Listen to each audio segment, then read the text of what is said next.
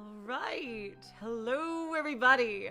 Hello, Void Dwellers, Zarmegas, Wyclipad, Victor Garcia, Owe, and Mystery Theater. Welcome, not back, but to Remember 11. Woo! Oh my god.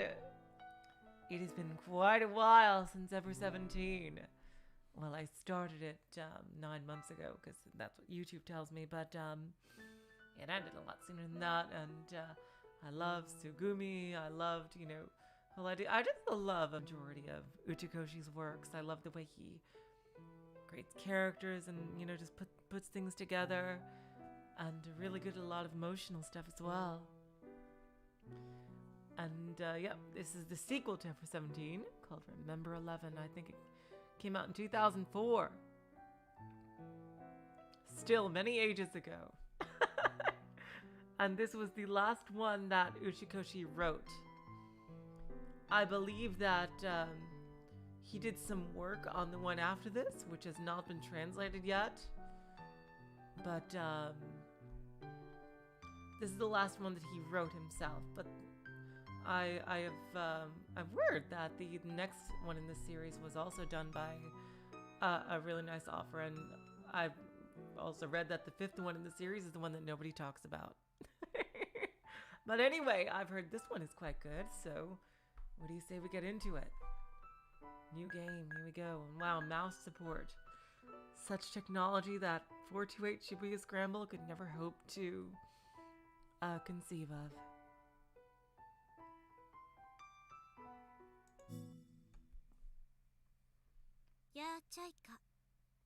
Oh, it's in Russian?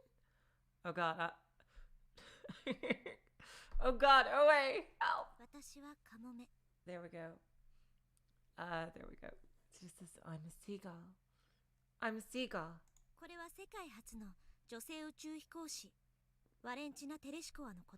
Here we go. These were the words uttered by the first woman in space, Valentina Tereshkova. ソ連の宇宙船ボストーク6号に乗り込んだ彼女は一人完全な静寂と虚無に支配された宇宙空間を漂いながら All alone aboard the former Soviet Union spaceship Vostok 6, floating in the void of space, a place of complete silence and emptiness. Oh, please tell me if, starting with seagulls again, I say. Please tell me if the music and voices are too loud or too soft. Hello, Relast! Welcome to the stream. その心もとない孤独感と With a hollow feeling of isolation upon her. 同時に全ての束縛から逃れたことによる解放感を一羽のカモメになぞらえて地球の管制官に送ったのだった。 Yet still able to draw the parallel between herself and a seagull, to express the liberating feeling of breaking free from everything. 私はカモメ。素敵な表現だと思う。 I'm a seagull, such beautiful words, and again connecting this to Minako. 私にはそんな気の利いた言い回しは思い浮かばない。 If it were me, I'd have never been able to come up with something so clever. Well, I mean, she probably thought about it. You want the game to be louder? Okay. Let's see. 少々の皮肉を込めて言い表すとするなら、さしずめ、私はカゴメとでも言ったところだろうか。 I'd probably try being sarcastic and say that I'm a girl trapped in a cage. Now, if you think about it, would that really be sarcasm? I guess she's trapped somewhere. I'll see what voice I would give her once I see what she looks like. 狭いカゴの中に閉じ込められた一人の女の子。 A lonely girl locked away inside a tiny narrow cage. 私は今、天国に一番近い場所にいる。 Right now, I'm somewhere as close to heaven as I'll ever be. Oh. Something airline. I could not read that. 高度33,000フィートの空の上に。 33,000 feet up in the air. カゴメカゴメカゴの中の鳥はいついつでやる夜明け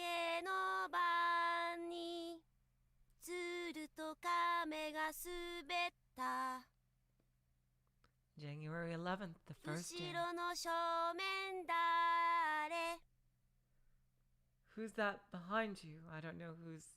No characters yet. No character sprites. Sorry, Hala Mirage. Welcome to the stream. Let me make that a bit softer. Suddenly the world around me disappears. Someone from the seat behind me has covered both my eyes with their hands. Yeah, there's Kagome Kagome. I know that's a traditional Japanese song, although I do not know what it is supposed to represent. 後ろの正面誰 Who's that behind you? Kokoro, heart. 後 Hello. ろの正面誰 Who's that behind you? Oh boy. We got 3. We got 3. Okay. Okay, we got 3 right away. Not even trying to start with a fucking Oh my god. Okay. As before, yes, in Ever 17, we're going to do the same thing. I'm going to pick a path, and wherever that path leads, it leads. I won't follow any guides for the first path, but after that, I'll follow any kind of recommended order. So yeah, the first run is just going to be a run, and then I'll follow any kind of what the recommended order would be for you guys. But I'd like to have the first run be my own complete experience. Okay, so this one will be the person behind you. Person behind whoever. So yeah, 3 different people I guess we're going to see the perspective of. Let's do pull the hands away. I quickly pulled the hands away from my eyes and turned around. Oh! Heaven is here. Okay, let's see. You're no fun. ノリが悪いなお姉ちゃん You're in a bad mood. Oh, Nichan. Behind me was a boy whom I've never seen before. He peeked over the back of my seat with an innocent smile on his face. Oh, that's a guy? Oh, I'm sorry. 君は誰 Really? No, that's not a guy. I don't think that's a guy. Is it? Well, I mean, they could be they, but who knows?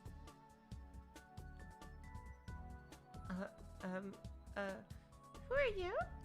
Maybe like, だからそれを当てるゲームをやってたんじゃないか Wait, are we not seeing the... Are we not seeing the character that's speaking? Oh yeah, of course not.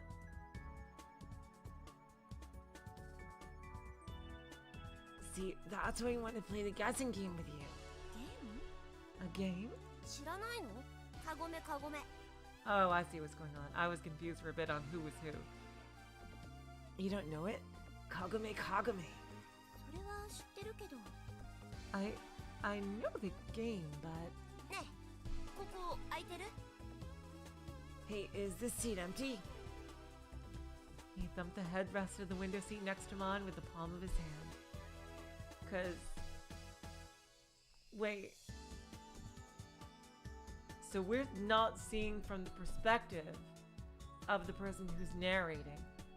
Yeah, this is getting really confusing. Damn. Oh, off the bat. Okay.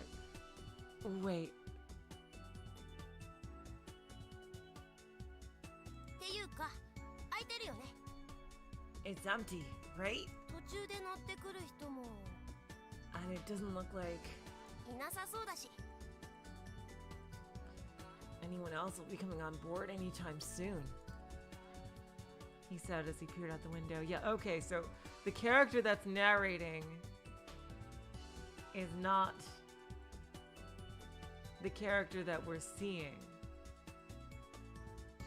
Is not, okay, yeah. Is not the character that's speaking, because I'm used to, okay. 到着までまだだいぶかかると思うよ。 I think it'll be a while until we get there. 何しろ日本列島のてっぺんまで行くんだからね。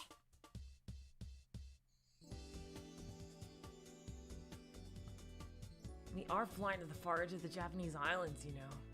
でも But 旅は道連れ世は情け。 in traveling, companionship, in life, compassion. 袖すり合うも和尚の礼って言うじゃん。 Every new meeting happens because of the spirits of priests. That's what they say, right? 和尚の礼？ The spirits of priests? The boy quickly slipped into the window seat behind me. はじめまして。 Here we go. Oh, wow, I see. Okay, I got it. I was confused because it looked like, okay, from my perspective, it looked like he was coming up from behind Kokoro, not from the sides. Okay. That's what I was confused about. Now I get it. Okay. Because it looked like he was from behind. It looked like he was holding her eyes from behind. Okay. Now I got it. Nice to meet you. 僕楠田ユニ。 My name is Kasuda Yuni. 生年月日は1999年10月19日、11歳天秤座。 I'm 11 years old. My birthday is on October 19th, 1999, and my sign is Libra. 血液型は AB 型。 My blood type is AB. Okay. We don't need your horoscope, my god. だからかどうかはわからないけど、よく人に変わってるねって言われます。 I don't know if that's the reason or not, but a lot of people tell me I'm weird. 好きな食べ物はエスカルゴとキノコのバターソテーで、嫌いな食べ物は茶碗蒸しの中に入ってる銀なんです。 Damn. He certainly is very open. My god. Yep, and it's the same thing as Ever 17 with as soon as I click off the window. Yep, we're gonna see the number 11 a lot, just like before. My favorite food is escargot sauteed in butter with mushrooms. And my least favorite food is ginkgo nut custard. で、お姉ちゃんは？ What about you, One-chan? 私は I guess since this character doesn't have a sprite for now, at least. I'm just going to use my voice for Kokoro. Defeated by his overwhelming vigor, I was unable to say anything. Then the boy without fear or reservation came up close to me. Oh, brother. I'm not really good at dealing with stuff like this. どうしたの？ What's wrong? The boy tilted his head. I averted my gaze, looking over his shoulder instead. As I looked past the sea of clouds, the world seemed to go on forever, boundless and free. Straining my ears, I could still hear the sound of the wind. Outside, the snow was still blowing violently about.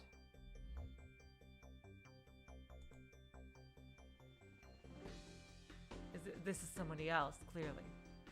I held my breath as I stood in front of an iron door. Beside the door, a small red light was blinking in the darkness. The card reader that controlled the lock on the door. The treacherous red light gave away its location. Why is I constantly in italics? Put my hand in my pocket and pulled out a single key card. Satoru Yukido. 111331-2223-9801. I traced the engraved letters with my fingertip. Is he blind? Oh, the italicized I is for Ore. I see.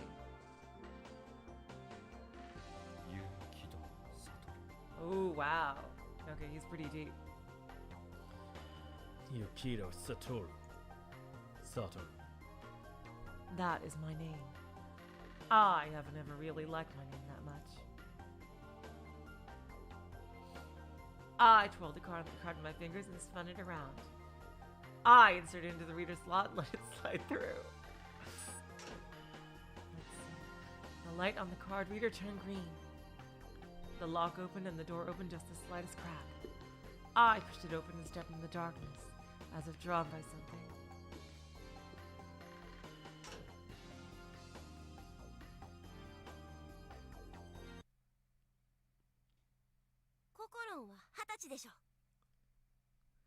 Oh, and back here. Okay. Damn, a lot of... I knew somebody was going to bring that up. Hala Mirage. I knew it.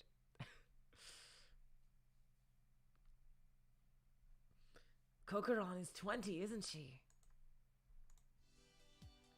Yuni suddenly said. As he was asking so persistently, I ended up telling him my name, Fuyukawa Kokoro. However, I hadn't said anything, not so much as a single clue that would allow him to guess my age. Oh, I'm guessing he's like one of the, he's like, damn it, I can't believe I forgot her name, Coco. He's probably like Coco in, Ever 17, isn't he? どうしてわかったの? How do you know? すごい? Impressed. Impressed? Yuni threw his head back onto the seat and made a sound with his nose. 超能力かもね. Maybe I'm psychic. Yeah. They're totally trying to connect him with Coco. とぼけてないで教えてよ. Come on, stop playing around and tell me. そうだな. Let's see. 教えてあげてもいいけど、その代わり一つだけ頼みたいことがあるんだ. I can tell you, but in exchange I have a favor to ask. 頼みたいこと? A favor? あのね、僕キュンっていうのは苦手なの. You see, I'm not really good with the zoom. キュンってするときあるでしょ. Zoom. There's a part where it goes zoom, right? Huh? ああ、わかんないかな. Well, you know, right? 着陸の時とかに急激に高度が下がってキュンって重力がなくなる時あるじゃん. When the plane begins to land, it descends rapidly with a zoom. And then there's a point where you feel light, as if gravity disappears. それで? Oh, well, yes. And? だからね、この飛行機が着陸態勢に入ったら. So when this plane starts landing, descending, looking at me with upturned eyes, Yuni continued. 繋いでってもらえないかな? Would you hold my hand? Unconsciously, I burst out laughing. Oh, God. I'm so sorry. However, the expression on Yuni's face was so serious that making fun of him just didn't seem right. Even though his words at times showed wisdom beyond his years, inside he was still just a child. そのぐらいならいくらでも. Well, if that's all it is, then be my guest. 本当に? Really? とはいえ、私の体に触れることができる男の子なんてめったにいないんだからね. That being said, there aren't many boys that are allowed to touch me as they please, you know. ありがたく思いなさいよ. So be grateful. Don't make it weird, Kokono. I gave his head a little poke and he blushed as he jumped into my arms. Oh my god. What? Oh my god.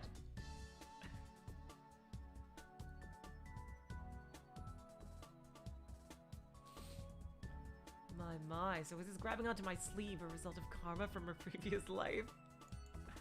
Just what exactly had happened in my past life, I wonder. で、正解は? So, what's the answer? 年齢が分かった理由、教えてくれるんでしょ? You were about to tell me how you knew my age, right?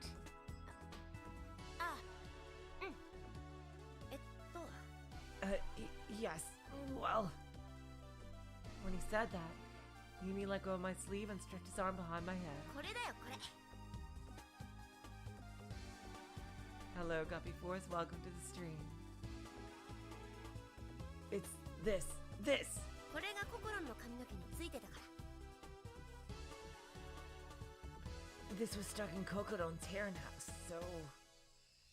In his hand was a fluttering object, which he presented to me. The object Yuni was holding between his fingers was... a feather. A small white feather as light as and soft as down. What does that have to do with being 20? Oh. Our section small. Spiraling stairs. Our section small spiraling stairs continued higher and higher up. It felt as if I was walking up the scales of a giant constrictor snake. Here's Satoru again.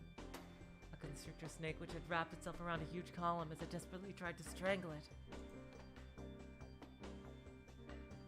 Its iron scales made sharp, cold sounds as my feet continued on their journey. And David played with his hand as at other times. And there was a javelin in Saul's hand. And Saul cast a javelin, for he said, I will smite David even to the wall with it. I didn't think of the words coming out of my mouth as my own. Oh, yep. Yeah, we're getting straight into the Blickwinkle shit already, I see. It was as if some spirit was whispering them into my ear. I will smite David, even if he avoided it twice. The entrance I was looking for was near. Thankfully, this constrictor I was making my way up on didn't have a head. Perhaps before it could finally strangle its prey, its head was cut off. Oh, there's tips? Oh. Oh, I didn't know that was a tip. Oh, I'm sorry. Okay. Oh, okay.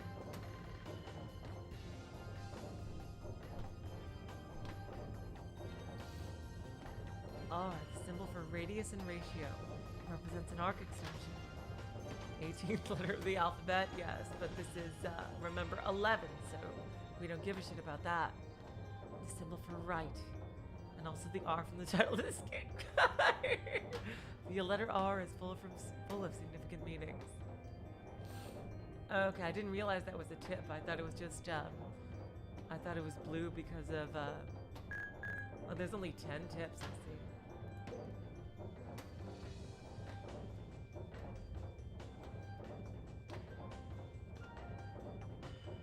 Scene's done 32%. Seriously? That can't be right.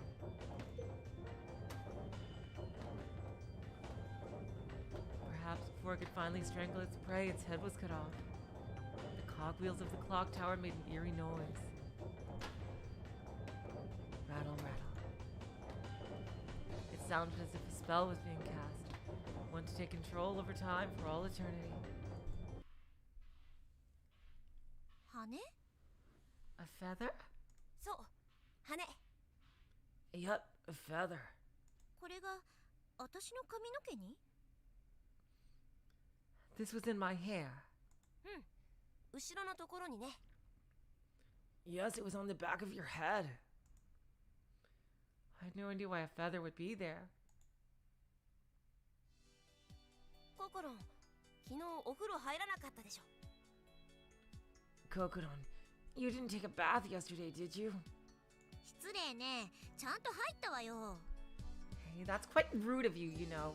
And for your information, I'm pretty sure I did take a bath yesterday. Although it might not be yesterday from his perspective. 嘘だ。Utsuda!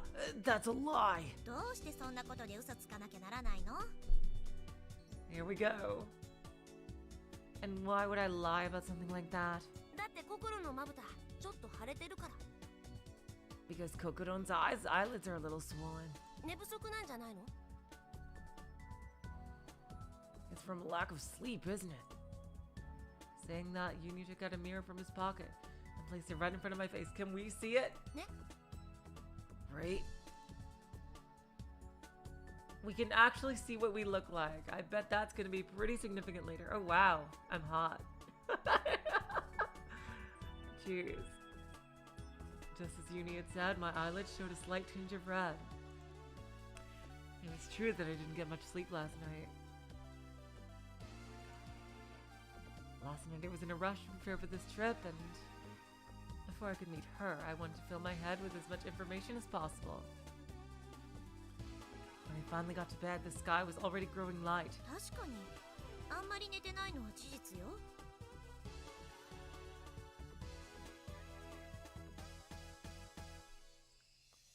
Well, it's a fact that I didn't get much sleep. だけどそれとこれとどういう関係があるの？ But how did this and anything have to do with one another? 羽と年齢の話は一体どうなっちゃったわけ？ How is my lack of sleep related to the feather? Or to my age, for that matter? まあまあまあ、焦らない焦らない。 No, no, don't rush me. ちゃんと順を追って説明していくからね。 I'll explain everything in order. Okay? Yuni snapped the folding mirror shut and slipped it back into his pocket.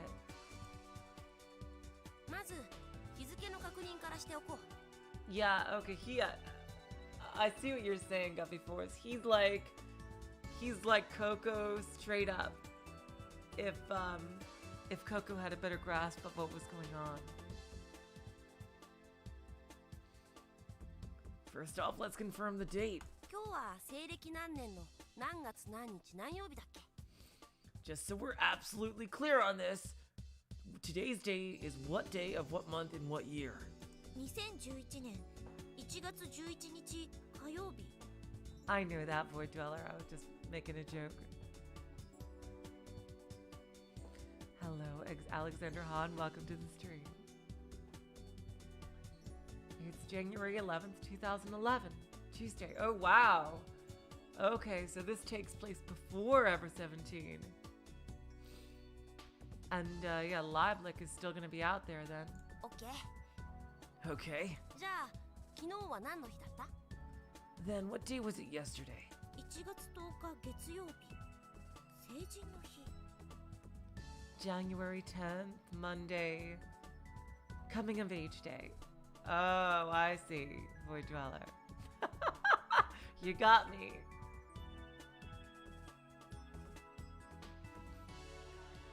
Yeah, that's absolutely true, Relast. It is much easier to believe that Yuni is 11 than Coco is 14. I still don't believe that for a second. I still don't believe that for a fucking second. That Coco was 14. I think she was making some kind of a joke or some shit.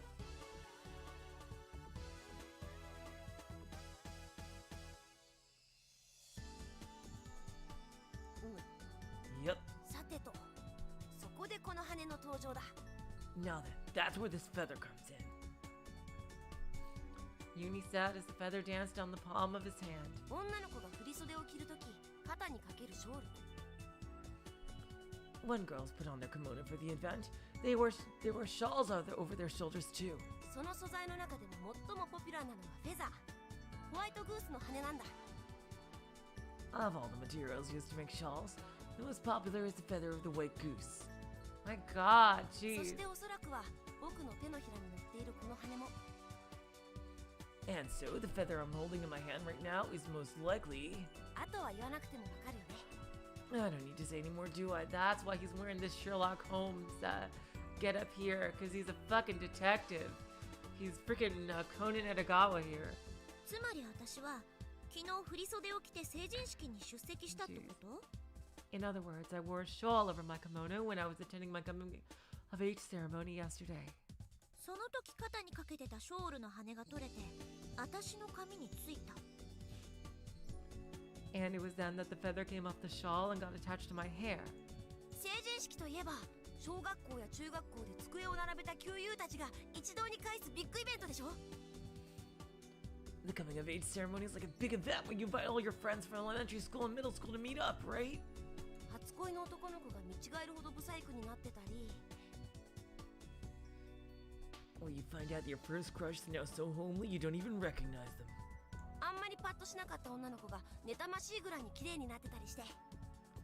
And that the plainest girl in class has become beautiful enough to make you jealous.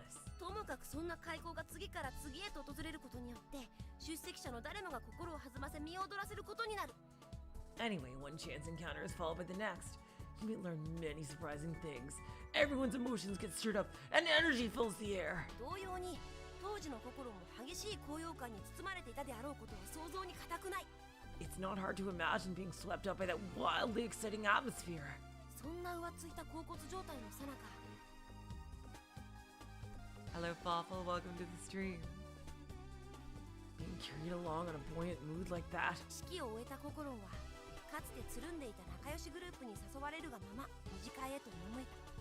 So, as the ceremony was coming to an end, you went to an after party with another group of close friends. What the fuck? 誰はばかることなく堂々とアルコールが飲める年齢ということもあったのだろう。 You'd also finally reached the age where you could drink alcohol legally too, right? I mean, not in America, but... 二次会はやがて三次会となり、三次会は四次会へ、四次会は五次会へ。気がつけば東の空が明るくなっていた。 When the first after party's over, it's on to the second, and then the third and fourth. Before you know it, the sun is rising in the eastern sky. 結果、ろくに眠ることもできず、まぶたは赤く腫れ上がり、シャワーを浴びる余裕もなく。 Yeah, you're a little Sherlock Holmes, aren't you?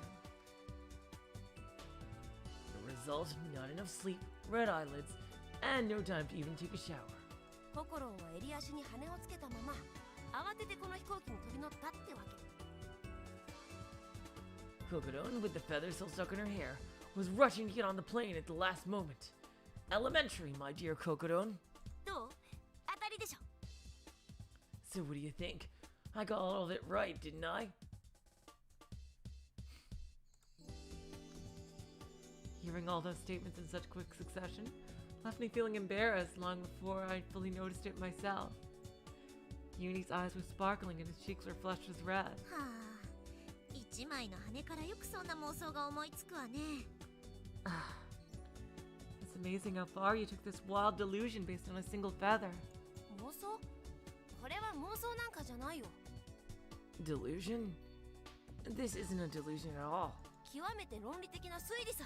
It's an extremely logical deduction. Let's see. なるほど、自信満々だ。 I see. So you're quite confident, aren't you? まあね。 I guess. Yeah, I think I'm gonna give him a bit of a nerdier voice. だけどその極めて論理的な推理ってやつは。 However, that extremely logical deduction is actually, 残念ながら大外れだよ。 unfortunately, completely wrong! Huh? だって私2月生まれだもん。 Because I was actually born in February. 成人式は去年やっちゃったんだ。 I had my coming of age ceremony last year! As soon as I said those words, Yuni's eyes opened wide, leaving two little dots with her as cheerful saucer-like pupils had been before. Oh yeah! Gotcha, boy genius. His mouth was left half open in shock. 嘘！じゃあこの羽はこの羽は That's a lie! And just what about this feather? What about that feather? この羽はなんで心の髪についてたの？ Why was this feather stuck in your hair? さあね。 Who knows? さあねって。 Who knows, you say? あ、でもここは雲の上だし。 Well, after all, we are high above the clouds here. もしかしたら天使の羽かもね。 It might just be an angel's feather, you know? Or a bird just happened to fly over me while I was entering the plane. 天使？ An angel? Yes, it's a Zirconia. Guppy Forest. Murmuring that in wonder, Yuni turned to look out the window. His blessed appearance resembled that of a live puppy that had just come face to face with a robot dog. I was all the cuter for it. All these Ever 17 references already. I couldn't help but giggle quietly to myself. My laughs reached Yuni's ears and his neck tensed up. 天使なんているわけないじゃん。 There's no way that angels could exist. そうかな。 Is that so? そうだよ。 It is. まあ、いずれにせよ、ガチョウの羽だって解釈するよりはロマンティックでしょ。 Well, either way, it's much more romantic than the goose feather explanation, right? ココロンはロマンティックかどうかで事実を判断するの？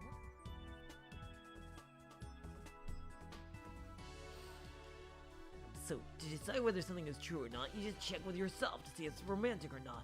And if you like what you end up with, then you believe it. Wow, Kokoda really is me.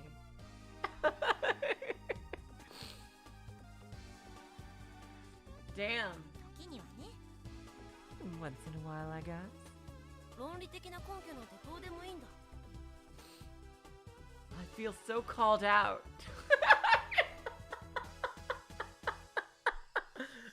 Oh my god. So having a logical basis for something doesn't even matter? だから時にはって言ったじゃない。 Come on, I did say once in a while, didn't I? 論理的に証明できることだったらそれを信じるし、証明できないことだったら私は。 Wow, it is going to be super easy for me to get into Kokodo's shoes. If there's a logical explanation for something, yeah, then I'll believe it. But if there isn't one, it's imagination time. ロマンティックな方を選 We'll choose the most romantic option. ぶ。そういうこと。 Pretty much. Wow. Damn, okay. I love you already, Kokodo. It's gonna be super easy getting into her shoes. Okay, let's see. With a blank look on his face, Yuni gazed absent-mindedly at the feather in his palm. He was utterly still, as if his soul had gone somewhere else and left his body frozen in place. ねえ、ココロン。この羽もらってもいい？ Exactly, Relest. Kokoda would love Umineko. She would probably, come to the same conclusions I did with Umineko, given what she just said. Hey, Kokodon, is it alright if I keep this feather? His eyes were downcast. Only his lips were moving. いいけど、そんなものもらってどうするの？ Sure, but what are you gonna do with it? 記念にするんだ。 It'll be a memento. 記念？ Memento? When I asked that, Yuni raised his head. そう、記念だよ。 Yes, a memento.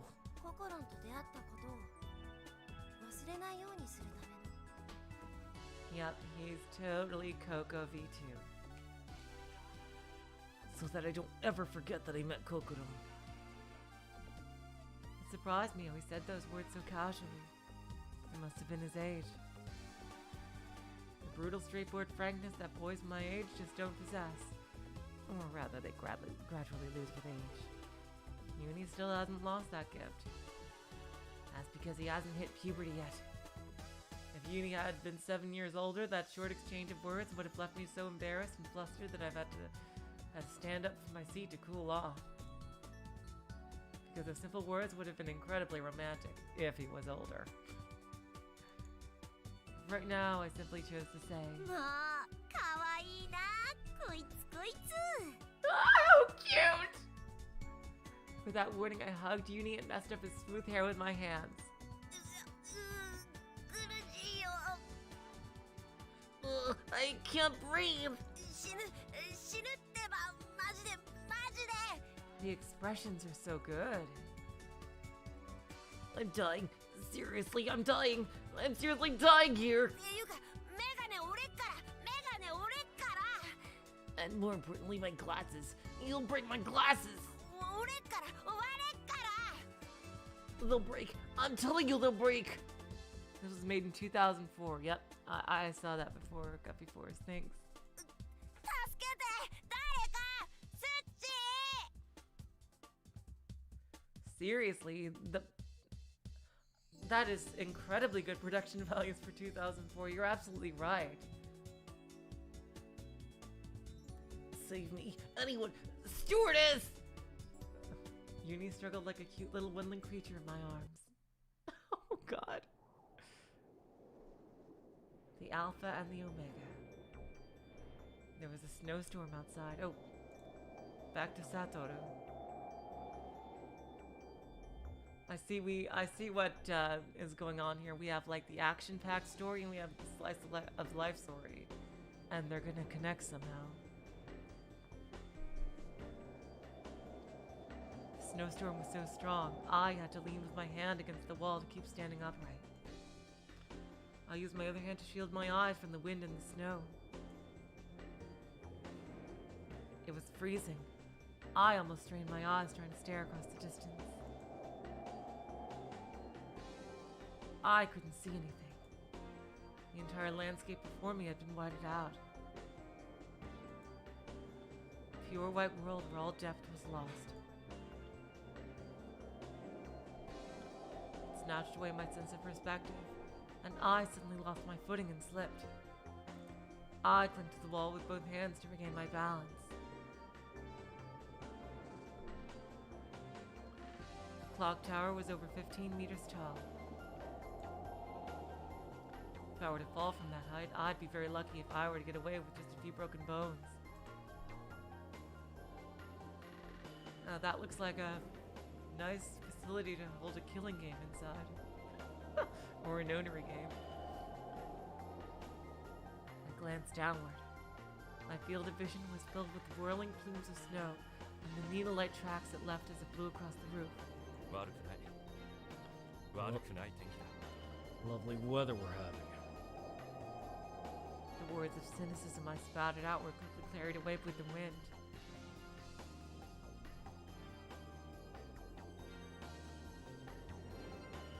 There in the freezing cold, I checked the time.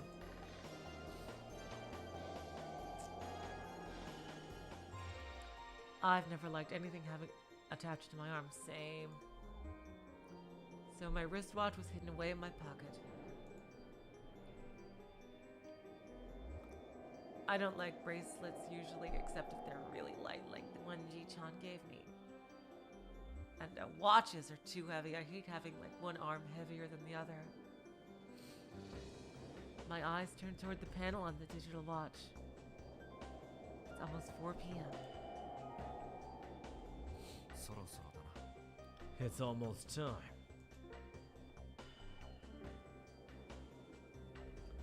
I raised my eyes to the dark, restless sky.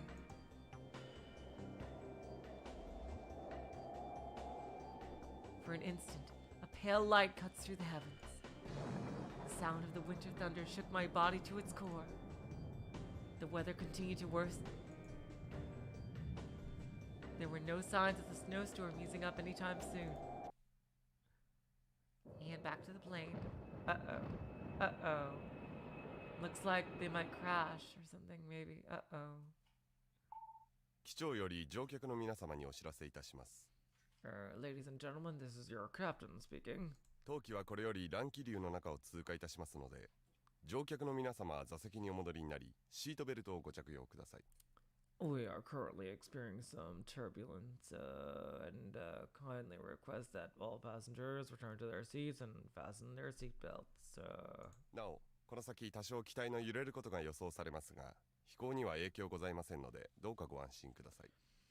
We'll be feeling the tremors from the turbulence in just a little while, but please rest assured that this will not affect the safety of the flight. Sure it won't.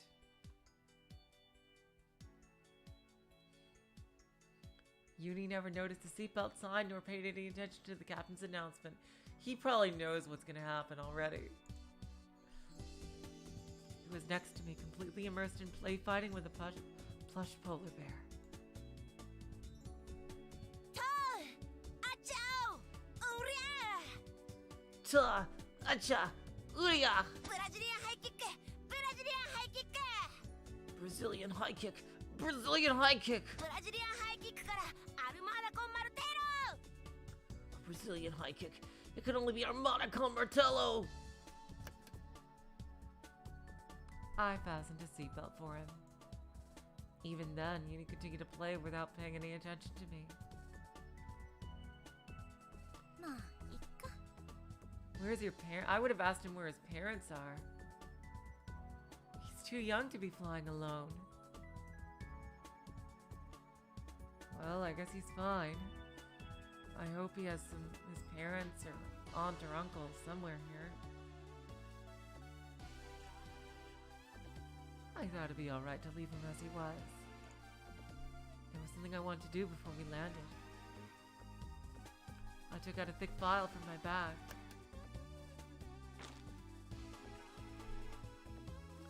I fastened my own seatbelt and laid the file in my lap. The cover read,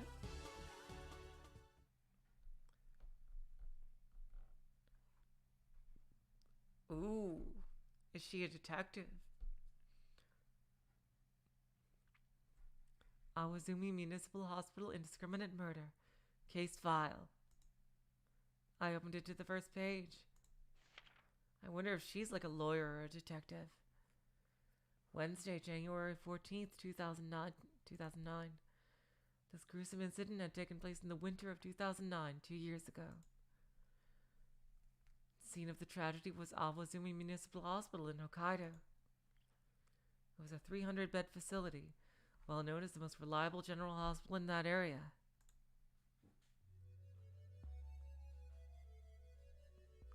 The time was 4 a.m. Powdery snow fluttered down from the pitch-black night sky. Dawn was a long way off, and the neighborhood was deserted and silent as death.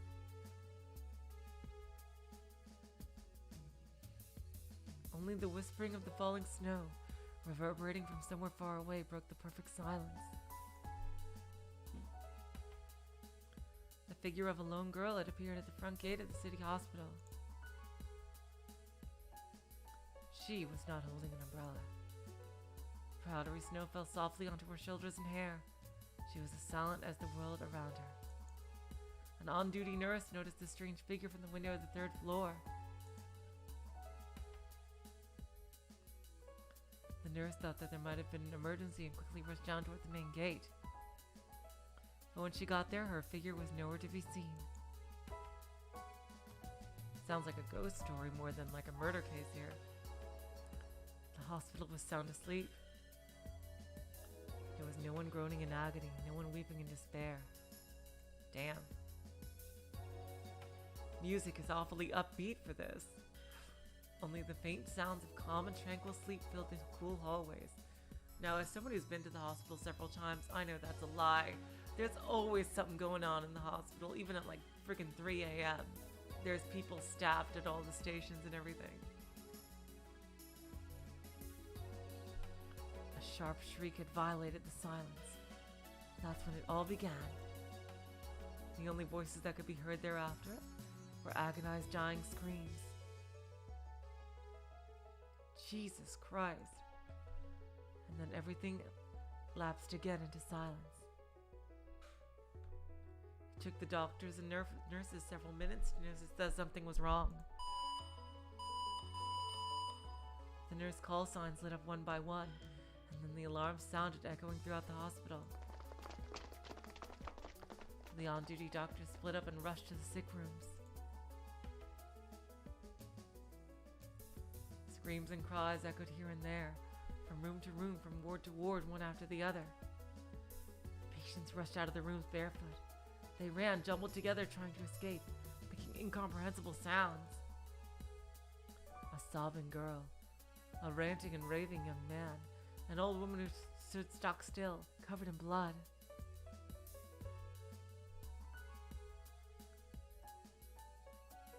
In the twinkling of an eye, the hospital fell into a state of panic resembling purgatory. Jesus Christ!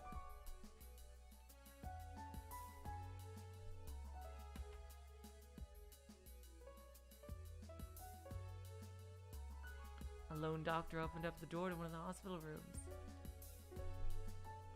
It didn't malfunction, Boy Dweller, we just haven't had one in a while.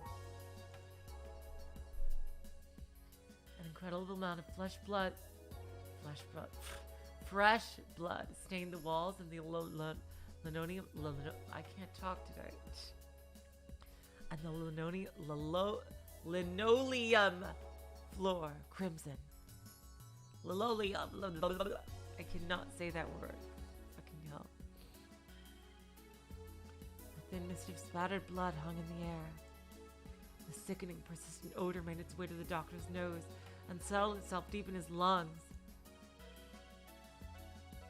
The doctor instinctively covered his mouth.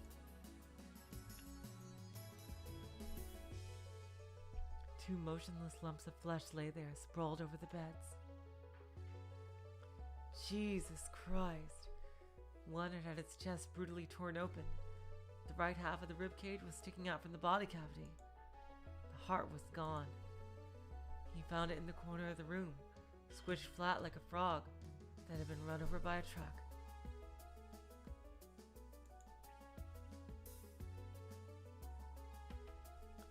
As if someone had hurled it at the wall in a fit of rage. The heart had left a vivid streak of bright red on the milky white wall as it slipped its way down to the floor.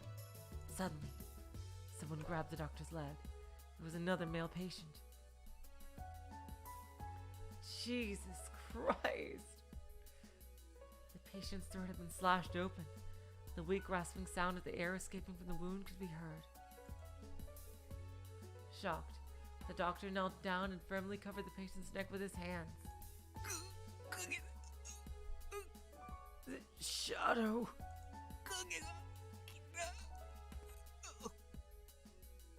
This is more of a ghost story than a case file. My God. The shadow has come. Those would be the last words he'd ever say. To this day, no one has yet been able to determine what those words really meant. Wow. Damn.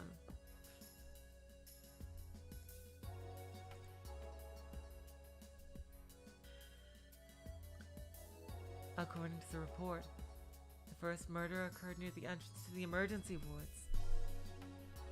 The victim was a male security guard.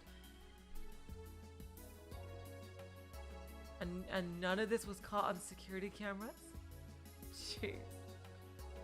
He was most likely killed trying to detain the perpetrator, who had invaded the hospital. Thereafter, the perpetrator went from one hospital room to another, indiscriminately slaughtering patients along the way. The patients listed as murdered even included an elementary student. The patients, however, were not the perpetrator's only victims. The doctors and nurses who attempted capture were also stabbed. The final casualty count was 12 dead, 19 wounded. I see they're not hanging on the 11 theme as much as Ever 17 did the 17 theme. The final criminal act was committed 30 minutes after the first victim was murdered. The perpetrator was cornered by the police on the rooftop and arrested. The murder weapon was described as a large pair of industrial scissors.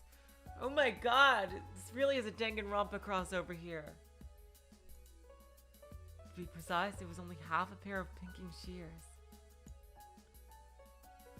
The perpetrator used only one of the blades to commit the murders. The other blade was never found, even after a thorough search carried out by the police at the hospital and the perpetrator's home.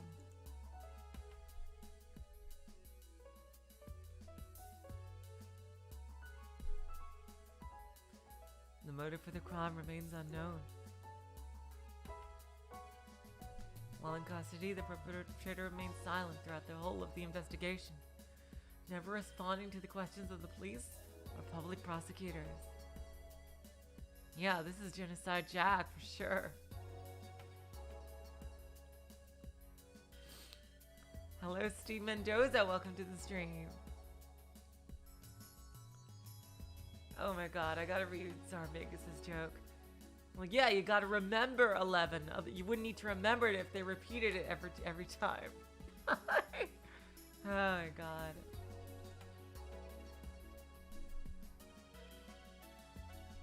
However, a single phrase alone was spoken. one which could be considered something of a clue.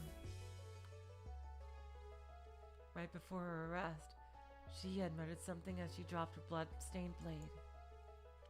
セルフはどこ? Where is self?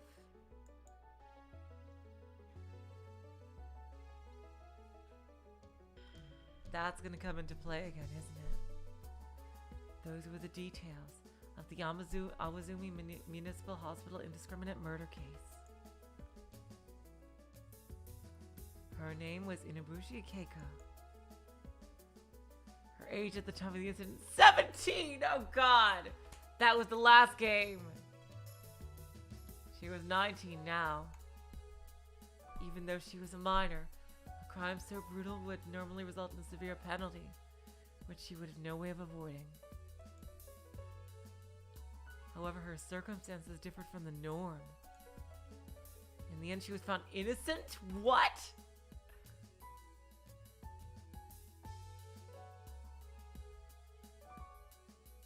Did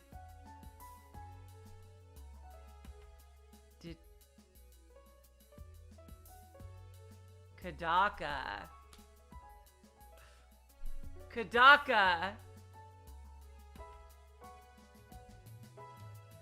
did you steal this? Is this how you and Uchikoshi became friends? The final verdict of the Administration of Justice stated that Inabushi Keiko was suffering from DID, dissociative identity disorder. You gotta be fucking kidding me. I do know that Kadaka and Uchikoshi are friends.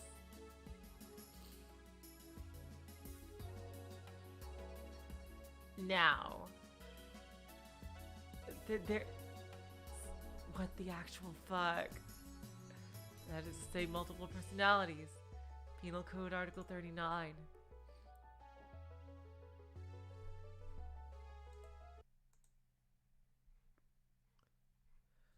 Those suffering from insanity will not be prosecuted.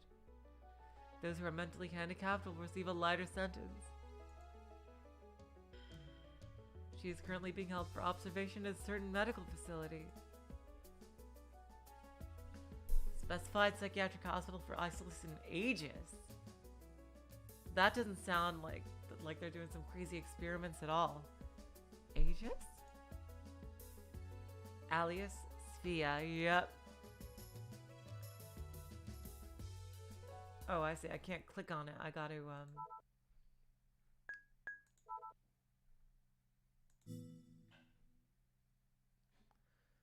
Specified by psychiatric hospital for isolation and ages. Since the revision of the Penal Code in 2007, special psychiatric hospitals were constructed in various regions across the country.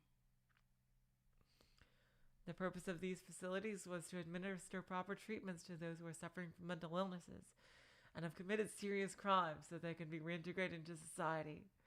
The layout of these facilities and the course of treatments. They are undisclosed to respect the privacy of the patients.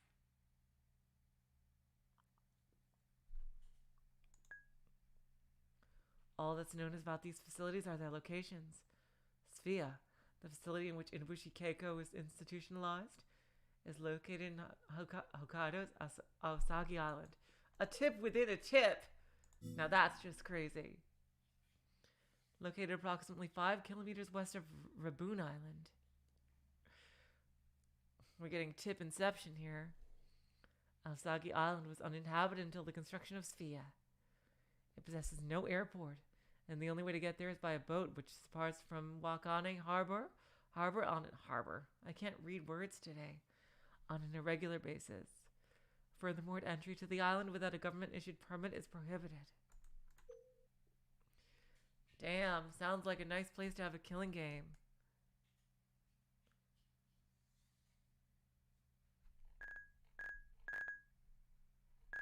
There are 11 tips, I see. It seems to... Oh, I see. The keyboard only works here. There's way more than 11.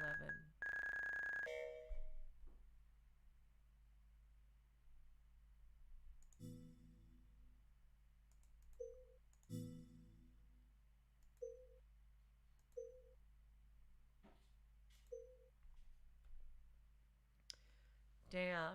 Like,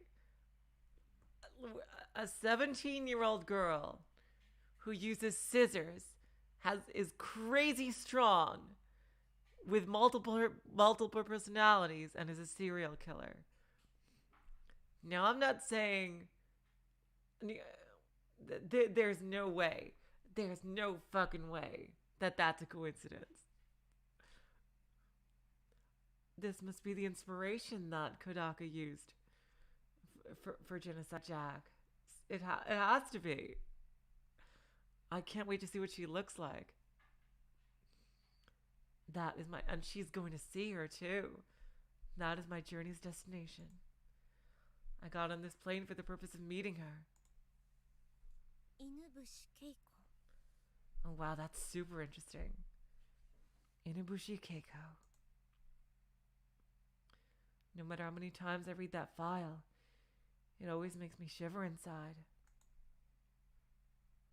I guess if you choose to major in criminal psychology, it'd be necessary to accept the reality of what happened objectively and calmly. But the emotions that were burning within my chest weren't something I could easily suppress. Without any hesitation, that girl had killed many innocent people in the cruelest, most perverse ways imaginable. She had even taken the lives of innocent children who had never harmed a single soul. No matter how crazy she was, I just couldn't bring myself to forgive her for what she had done. To be honest, I was filled with an intense hatred for Inubushi Keiko. Alright, good night, OA. Have a good rest.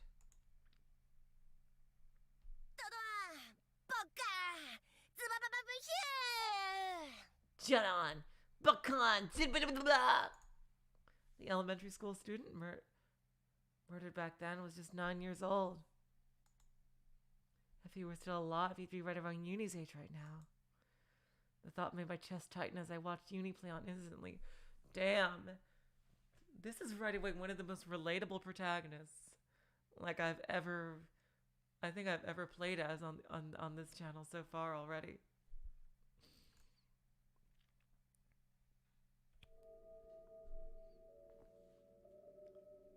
In the corner of the room engulfed in darkness, a young girl sat on the floor hugging her knees. Her tiny back trembled ever so slightly. She was sobbing quietly. A young boy put his hand on her shoulder.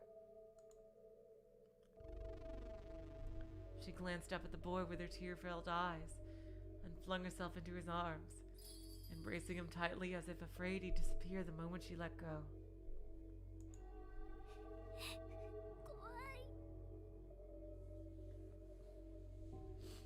I'm scared.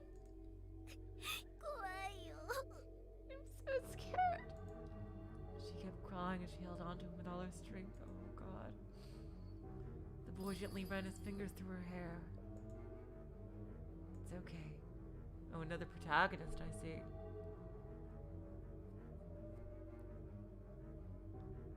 He whispered softly into her ear. There's nothing to be afraid of. Because no matter what happens, I'll be here to protect you. No! It's not it.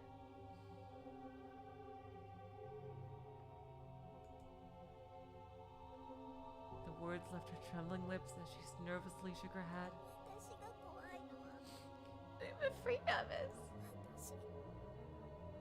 Myself. Oh, that's probably her. That's probably Keiko.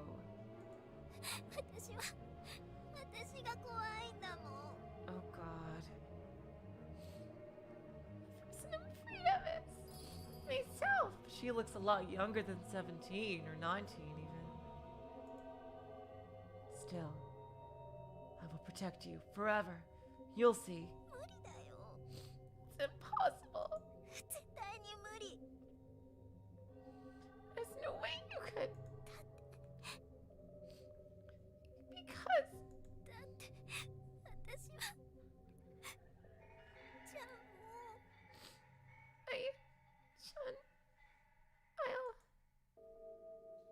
Ooh, uh-oh. Her slender fingers dug deep into the boy's back. 殺しちゃうから。 I'll kill you too.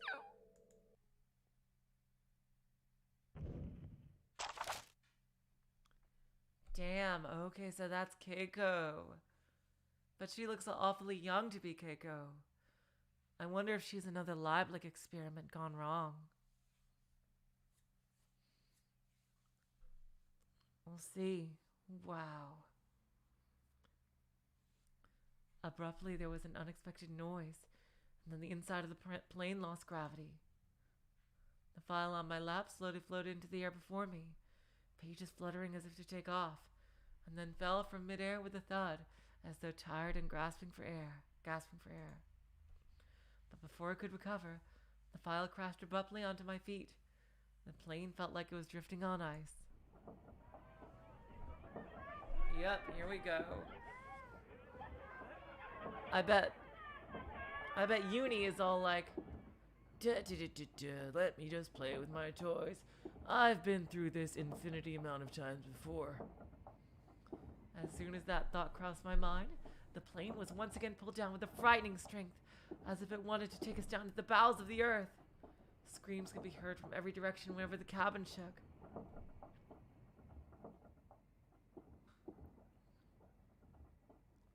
And mingled with the screams, an undercurrent of fear saturated the air. 心、怖いよ。 Oh yeah, that's right, he was scared. Because I guess no matter how many times, he's still scared of it.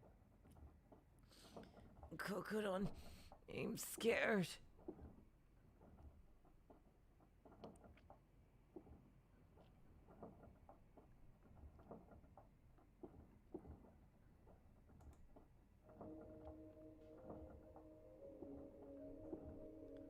Fall down. Yuni clung tightly to my chest.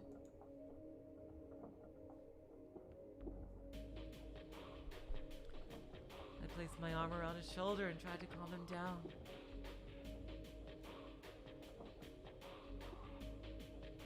ねえ、去年1年間に国内で発生した交通事故による死亡者の数って知ってる？ You know what? Last year, over a period of just 365 days, do you know how many people died in traffic accidents in Japan? ざっと1万人前後。 Nearly 1,000. 地震、台風、落雷、雪崩、その Earthquakes, 他の自然災害によって不運にも命を落とした人の数は128人。 lightning bolts, and avalanches took 128 lives. 水難事故による死者の数は毎年1000人以上。 The number of people who die every year from accidents at sea is over 1,000. 殺人事件の発生件数は平均して年間1250件にも上る。 The average number of people that are murdered is 1,250. それに対して航空機の墜落事故発生率はというと So, compared to that, the chances of an airplane getting in an accident and crashing are 0.0001%。 0.0001%. これが何を意味するのかユニくんわかる？ Do you understand what that means, Yuni-kun? つまり地上にいるよりもむしろ空中にいた方が安全だってこと。 In short, statistically, being in the air is much safer than staying on the ground. どう？安心したでしょ？ Well, did that calm you down? Yuni didn't reply. He simply buried his face in my chest as he trembled all over.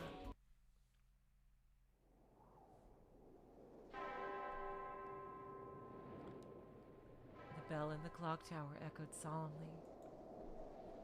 I checked my wristwatch.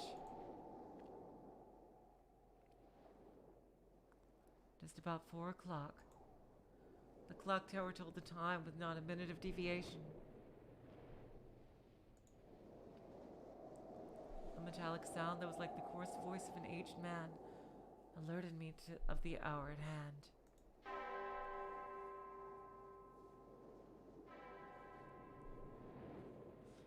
The snow danced violently to the sound of the bell as the raging wind stirred it.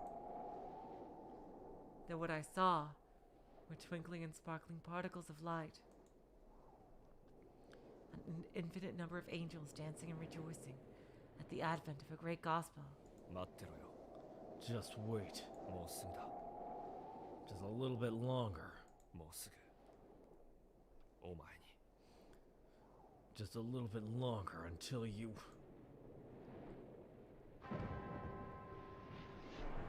A bolt of lightning streaked across the ominous sky. The sound of the holy bell was denied by a roar filled with rage. The thunder continued resounding in succession, 2 times, 3 times, and the earth shook in unison each time, letting out a hateful groan. The flashes illuminated the sky with pale light. Then, a shadow that I couldn't miss appeared in the light. The shadow came up from behind me and stretched towards my feet. Uh-oh, is that her? Let's see. Who's there?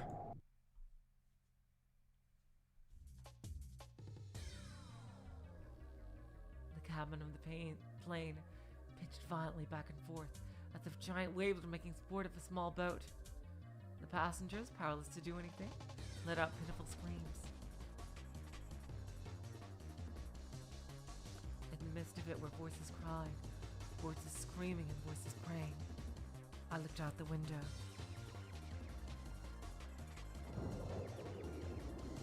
I wondered when we had fallen to our current altitude. The world outside had turned to a muddled gray. The tips of the airplane's wings were beyond the fog, covering my field of vision. The wings were now bending inward like a huge bow might, as though they could break off at any second. Uh-oh. I quickly pulled Yuni off me. I pushed him into a seat and tightened his seatbelt with all my strength. もしも何かあったらこうやってダンゴムシみたいに丸くなるのよ。いい？ In case something happens, curl up like this, the way a pill bug does. Okay? もしもってどういうこと？ In case something happens, what's something? この飛行機落ちちゃうの？墜落しちゃうの？ Is this airplane gonna crash? 大丈夫よ。 It's gonna be all right, sweetheart. 大丈夫だけど念のため。 Everything's gonna be all right. But just to be safe, okay? You just want to be safety first. You know, you could also get hurt when the plane jostles around, so best to be in the really safest position. Okay? You'll be fine right here. やだやだ。 No, no! 怖いよ。心。 I'm scared, Kokodan. I'm scared. Yuni clung to me tightly once more. I forcefully pushed his shoulders back against the seat. I tried to calm him down again. ユニくん、お願いだからお姉ちゃんの言うこと聞いて。 Yuni-kun, do One-chan a favor, and please listen to what she says. ちゃんと自分の席に座ってるの。わかった？ Just stay there and don't leave your seat. Understand? どうして？なんでダメなの？ Why can't I? 心、どっか行っちゃうの？ Kokodan, are you going somewhere? 僕を置いてかないで。一人ぼっちにしないで。 Don't leave me.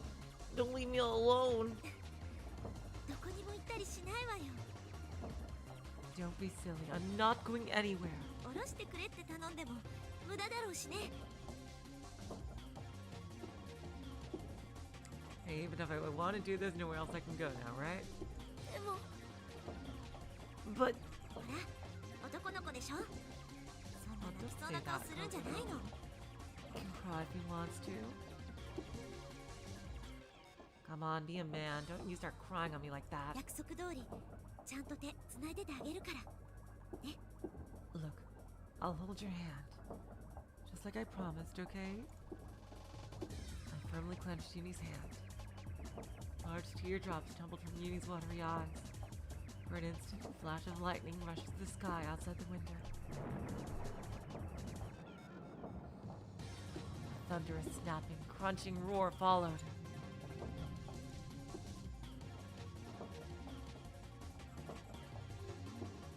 I reflexively turned my eyes downward. The file was at my feet. The The white page before my eyes was illuminated by the lightning.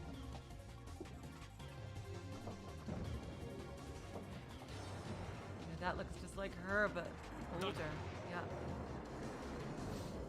She looks like a shrine maiden, kind of. Who's there?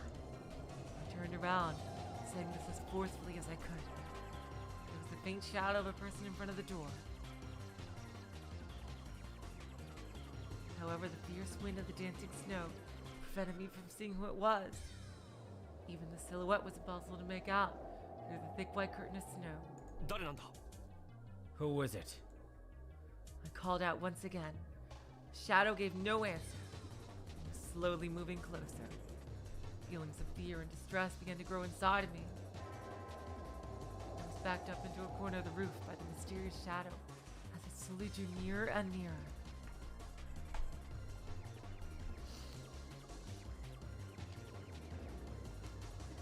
The shadow didn't stop.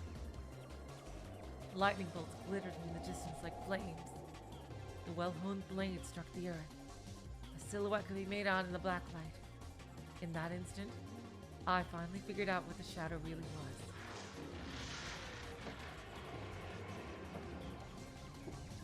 Here we go, these two people. I have a feeling that the plane is going to crash into wherever Satoru is. Reeling from the greatest shock yet, the airplane sunk rapidly. By now it was clear. The crew had no control over the plane. The small craft lost its balance completely, writhing and twisting like a snake. Exactly, Relest. That's what I think too. I think it's her, yeah. The lights had died. Darkness was all around. The sounds of shrieks and screams stabbed at my ears. The maddened passenger began screaming. A strong jet of air could be felt blowing in from somewhere. The scent of oil penetrated my nose. And the next moment... Ugh. Before I noticed, I was dancing in the air, released from all restraints. Time stops. It's auto-scrolling. The snowstorm stops. And I am allowed swallowed by the pure white world. The particles of light dance in the air. The sound of the bell still reverberates in the air. And as if it was reciting the beginning of a solemn ritual. Divinely, gently, ever so softly, I start to dissolve within the light. All my senses are disappearing. My vision is gone. As if it were being slowly peeled away, my consciousness departs me. A deep sleep I came to know long ago.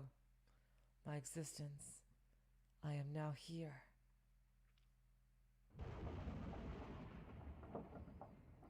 An explosion roared from a rift in the port side. In an instant, the aircraft was engulfed by raging flames.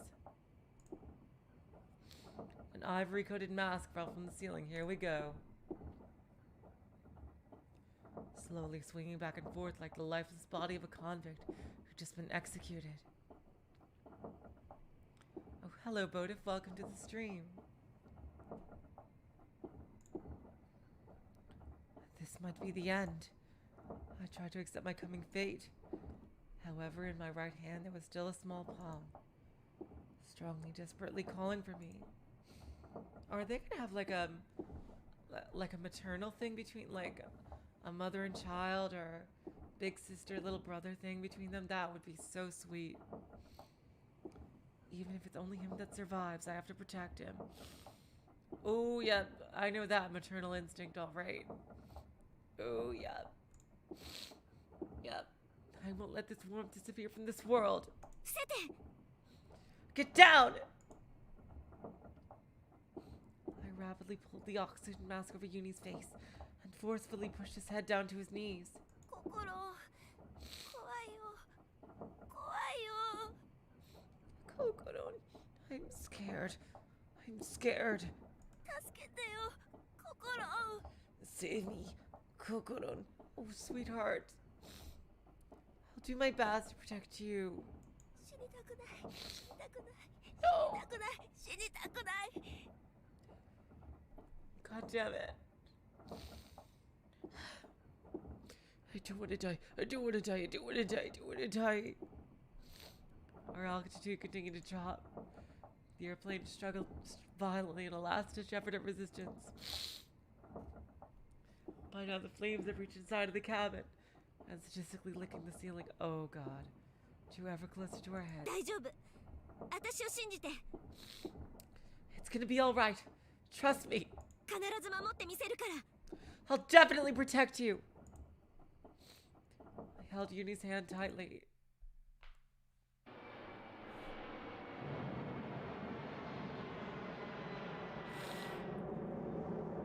And here we go.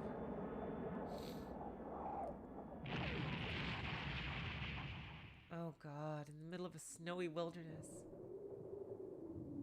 Who the fuck is that? Is that Satoru? Probably.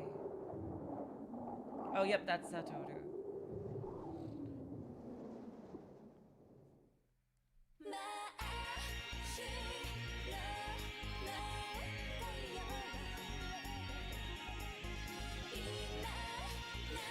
Here we go.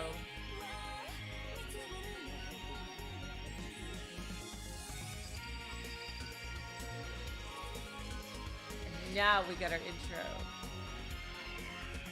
November 11, the Age of Infinity.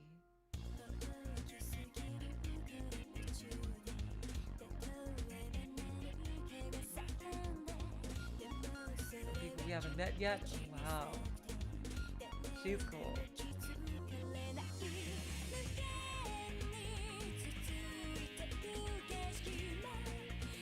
Soda looks a lot like he's related to, Yep, there she is.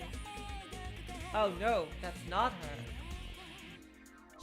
Ooh, what's this?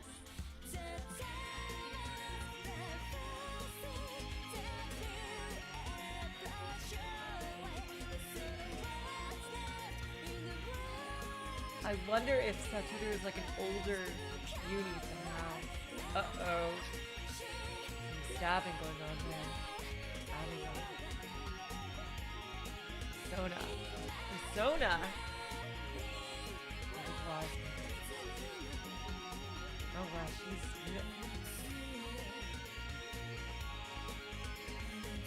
very beautiful. Animus. Trickster. Oh, is he evil? Yep, here we go.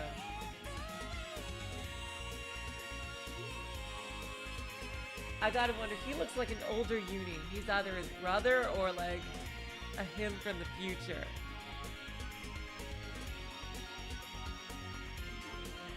Ooh, wow. And the way she was saying like, oh wow, that would be hot if he was older.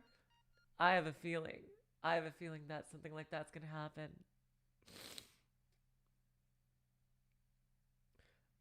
I think that Satoru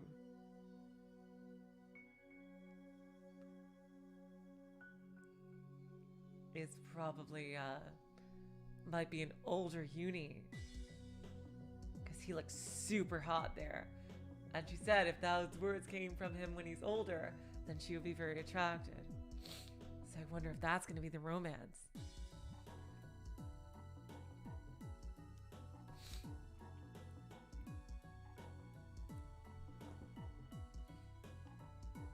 Something about motherhood was the title of the chapter.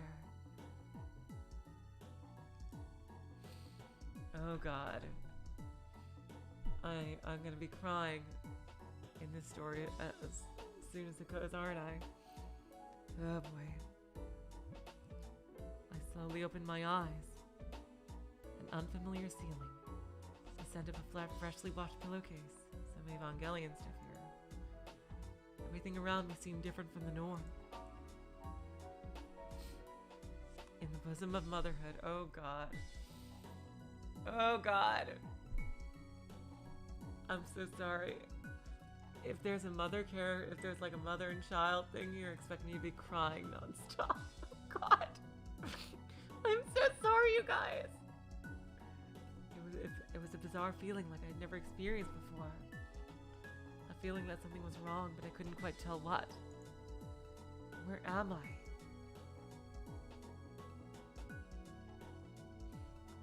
turned my head and looked around. Some sort of room. A bed beneath my body. That's about all I could figure out. Everything else remained a mystery to me. I gathered all my strength and tried to get up from the bed I was lying on. Oh, it's still Kokoro. Okay. God. Intense pain immediately shot through my body. Okay, so she recovered from the airplane crash. I couldn't even understand where this pain was coming from. Every joint in my body, my muscles, my insides, all of them were crying out in excruciating pain. I writhed in agony. どうしたの？ちゃんと寝てなきゃダメじゃない。 What's wrong? You should be lying still. The door opened and a woman rushed into the room. She knelt down and gently helped me back into bed. あなたは Oh, wrong voice. Wow. Damn. Wow. She's got the Sephiroth haircut, but damn, she is wow. And you are? Jeez. 覚えてないの？ You don't remember. Enduring the pain coursing through my body, I took a closer look at the woman's face. ごめんなさい。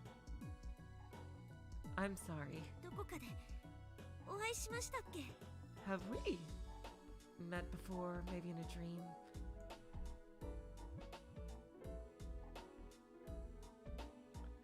She frowned as a confused look appeared on her face. 弱ったわね。 Oh dear. 記憶喪失かしら。 I wonder if it's amnesia. 記憶喪失？ Amnesia? 本当に何も覚えてないの？私のことやこの施設のこと。 She's me? Photo?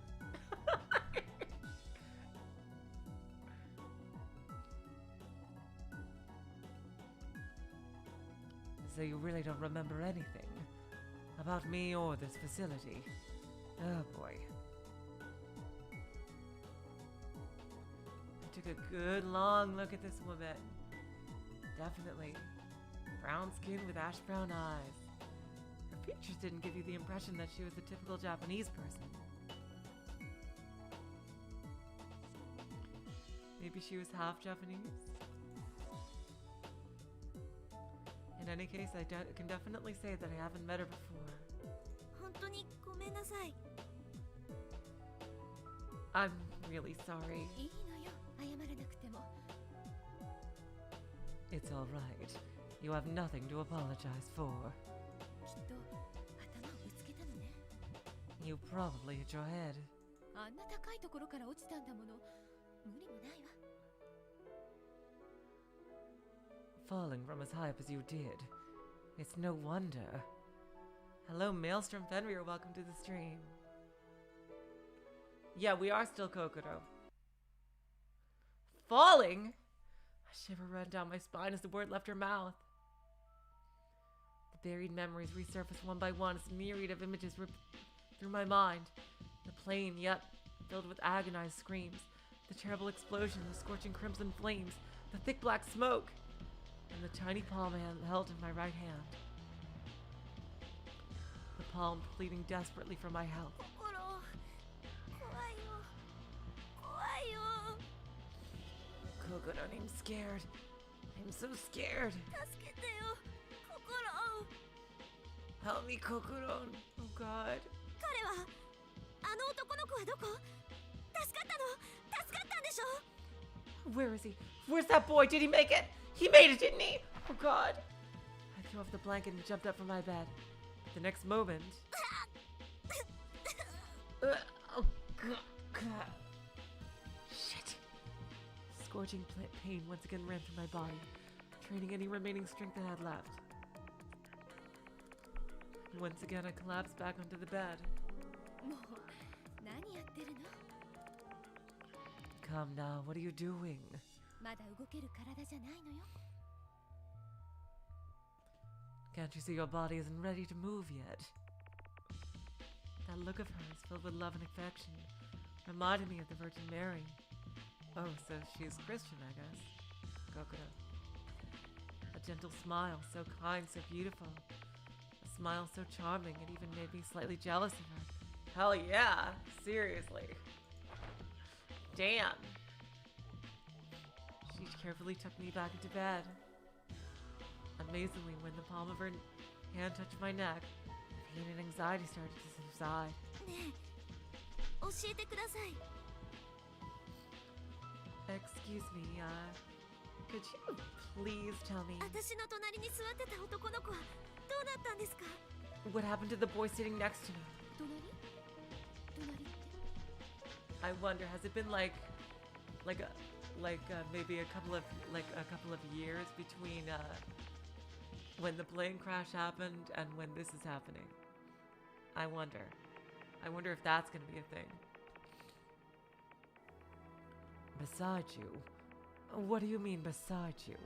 飛行機の墜落したあの飛行機のことですよ The plane that crashed. 私の隣に男の子が座ってたはずなんです There should have been a boy sitting beside me. 年齢は11歳 He was 11 years old. 名前は His name was 楠田ユニ Kusuda Yuni.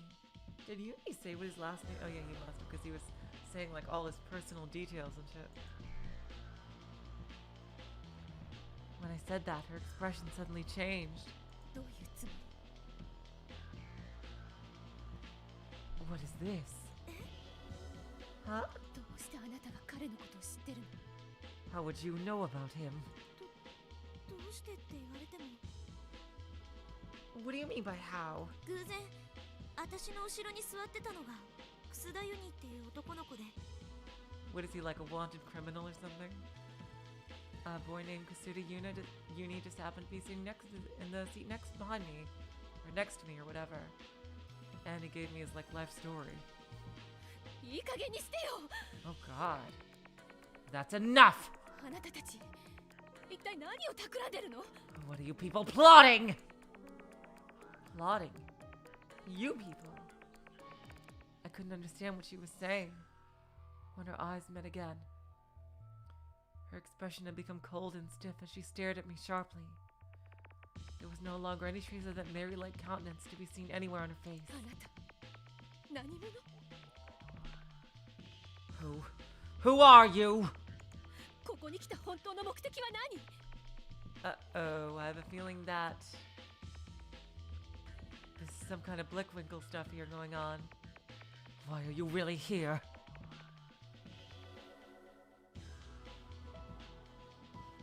Why am I here? That's what I'd like to know.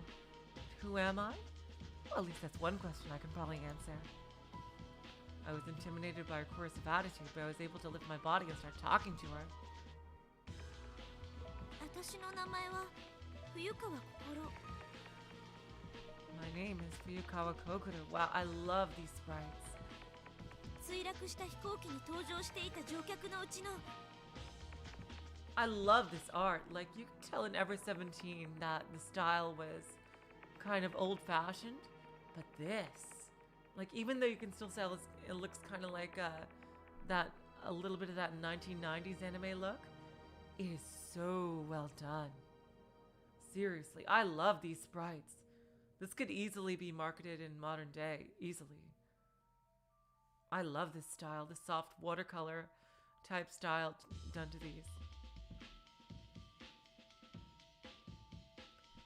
I was one of the passengers on a plane that crashed. Uh-oh. Before I could finish, a strong slap flew across my cheek. ふざけないでよ冗談にしても程があるわ Uh-oh. Yep. I have a feeling it's been quite some time since the plane crash. Stop messing around. There are some things you shouldn't joke about. The woman's voice had become hoarse. Yep, because I'm still getting over that stupid sore throat. Her fingers and hands shook it as if in anger that filled her to the brim had finally boiled over. I was dumbfounded. No idea as to what was going on. Just what had struck a nerve with her. I wonder if that's her son or something. Was she hurt by something I said? なるほど。手の込んだことするわね。 I see. So this was all a trick, wasn't it? さっきから妙な言葉遣いをすると思って気になってたんだけど。要するにそれも演技のうちだったんだ。 All those odd things you had said a while ago made me curious at first. That was just a part of your act, wasn't it? 笑わせないでよ。 Don't make me laugh. 霊媒師かシャーマンにでもなったつもり？ Uh-oh. Are you supposed to be a medium or shaman performing a channeling or something? You think you're Maya fucking Faye? そんな三文芝居で遠回しに探りを入れるぐらいだったらはっきりと単刀直入に聞けばいいじゃない。 If you were going to put on such a cheap act, wouldn't it have been better to just you had to ask me straight out right from the start? あなた何もかも知ってるんでしょ。 You know everything, don't you? あの I boldly opened my mouth. 多分あなたは何か勘違いしてるんだと思います。 I think that you're probably misunderstanding something. お願いだからそんな白々しい演技はやめて。 Please, just stop already. Stop with this shameless act of yours. 演技なんかしてません。 But I'm not acting at all. じゃあどういうつもりなのよ。 Then what are you planning? なんで冬川心なんて名前を。 Why would you use that name for Yokawa Kokoro? だってそれは私の本名だからです。 Because that's my real name. 私は救命館女子大3年の冬川心。 I'm a third year at the Kyumeikan Women's University. Fuyukawa Kokoro. 稚内へと向かう飛行機に乗ってる途中で事故に遭遇して。 I was on an airplane going to Wakanae when an accident happened. やめて。 Stop it! あなたが冬川心なわけないでしょ。 How could you possibly be Fuyukawa Kokoro? She declared firmly, face distorted in agony.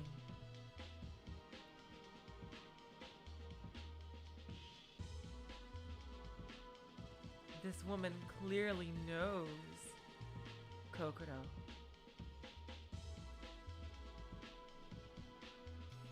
Tears of desperation welling in her beautiful ash brown eyes. でも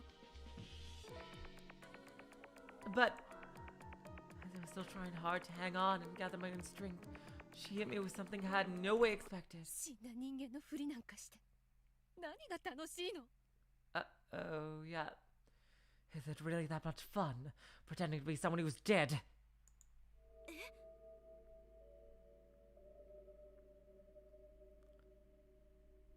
Huh? この後に及んでまだとぼけるつもり。 You are still trying to play dumb, even now. 冬川心という女の子はもうこの世界には存在しないの。 The girl named Fuyukawa Kokoro is no longer in this world. 彼女は死んだのよ。 She's dead. もちろんあなたもそのことを知ってるはず。そうでしょ。 But of course, you should already know that, right? そんな。 No. Dead. What did she mean by dead? I was right here, wasn't I? I was still alive right here, right now, wasn't I? I was pretty certain I was still alive. Oh, why would she make up a lie like that? It's a lie, she must have been lying. But even as I thought that, no matter how hard I tried, I couldn't fight off the chill creeping up my back. Is she in someone else's body? I couldn't find a single word to say. My mind went completely blank. とにかくあなたが何を企んでるのかまだわからないけど。 In any case, even though I don't know what your plan is just yet, どうせ騙すんならもっとうまくやってほしかったわ。 if you really want to put one over on me, I hope you'll at least try to do a better job of it. That's also possible, but if her face got disfigured. Leaving me with a look of disdain, the woman walked toward the door. あ、それから一つだけ言っておくけど。There is one thing I wanted to say, though. She stopped at the door, then turned around and continued. 今さら計画を取りやめるつもりはないから。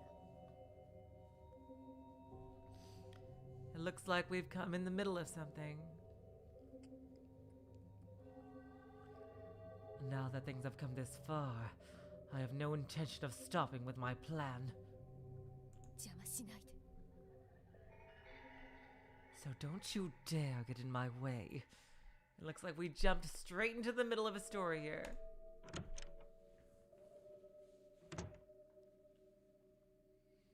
In those quiet words she left behind, amongst other things, I could feel a distinct sense of sadness.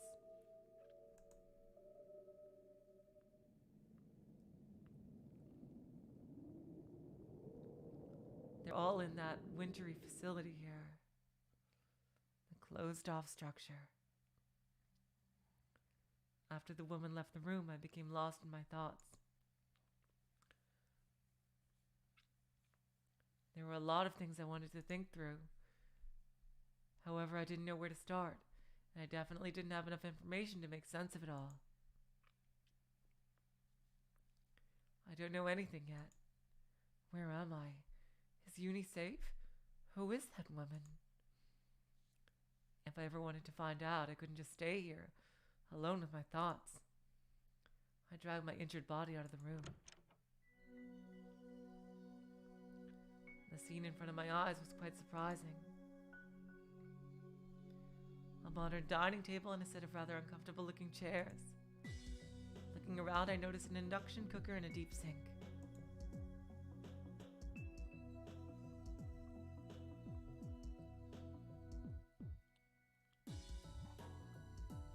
Deciding to explore further, I enter a sizable open-plan living area. Damn. Did widescreen, flat-screen TVs even exist in 2004? I really think we still had CRTs back then, didn't we? Or am I that old? Like, because that looks like a modern TV. Even though the year is supposed to be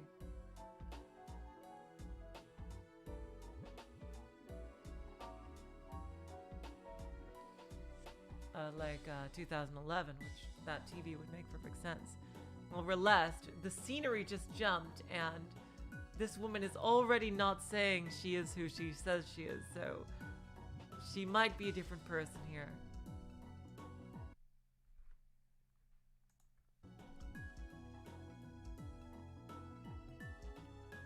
A sort of clean, simple design stood in the center. A huge plasma screen took up the wall. Plasma, that was a thing back then. Yeah. A spacious room and a high ceiling and a window. At first it gave off an air of freedom.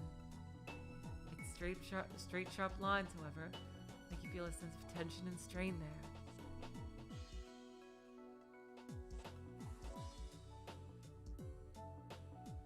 There are no signs of life in this living area. Nor is there any warmth. なんなのよ、これ。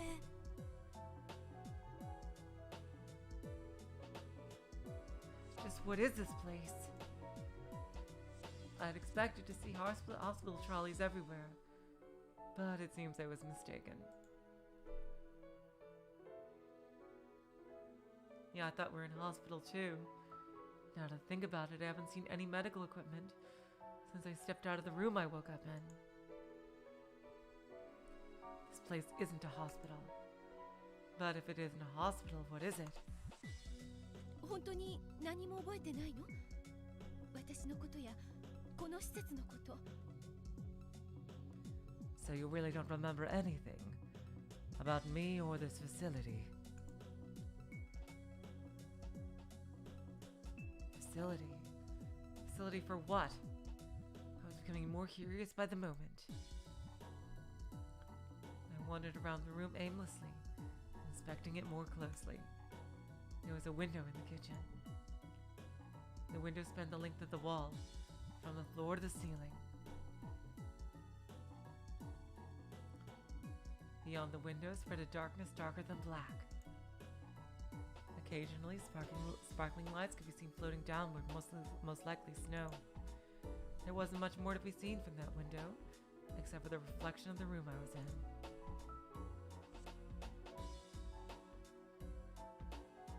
Something resembling a computer stood on a desk near a divider between the living area and the kitchen floor. Now this is a schnazzy place to be trapped in, if I do say so myself, much more comfortable and inviting than Lemieux.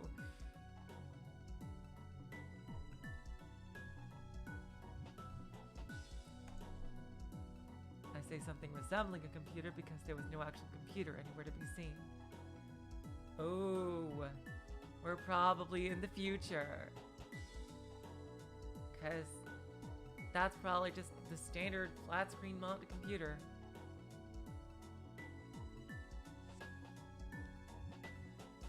Hello, Lestat. Welcome to the stream.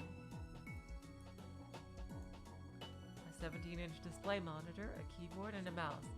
All that stands on this slick white desk. Yep. She's probably been catapulted several years in the future. Because that's like a modern computer, but then this was made in 2004, so I guess Uchikochi predicted this. That computers would be just the monitor later on.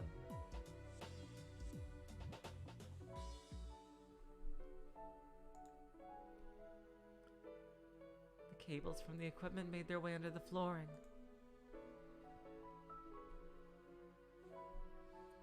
There's a huge door for a front entrance and 4 other more plain-looking doors. In the corner of the kitchen, there's also a staircase with a handrail leading down somewhere downward. Oh wow, we got a whole floor plan here.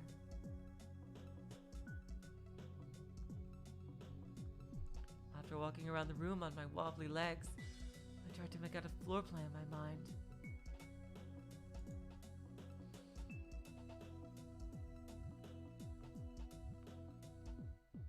Although with that said, this image is most likely far from perfect. And that woman that I saw before seems to have disappeared. My joints produce sharp bursts of pain whenever I move, but I don't feel like returning to the room I woke up in. I decided to. Here we go. Let's investigate the doors. I decided to investigate the doors. They were placed near the 4 corners of the square space that made up the kitchen and living area. Oh my god, you're right, Vodaf. It looks like the fridge is blocking the entrance.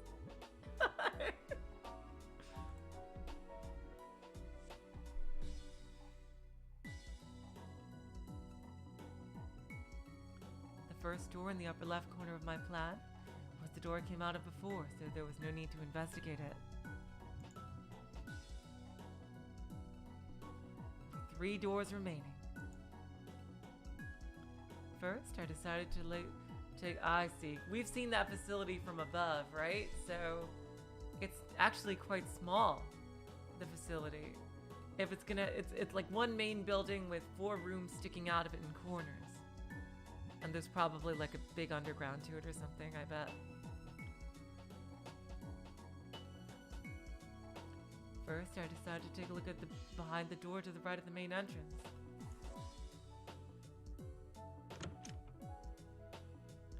No one in here, but the white lamp hanging from the ceiling lights the room brightly. This room has no soul, so to say, but it feels as if there are definitely people living here. I quietly placed my right hand on the door frame to lean in and look inside. As I thought, the room was empty. Was it just my imagination? With that thought in mind, I left the room. Let's see now. What should I do next? Bye, Mystery Theater. Let's go down the stairs. I want to try leaving last. I open the door.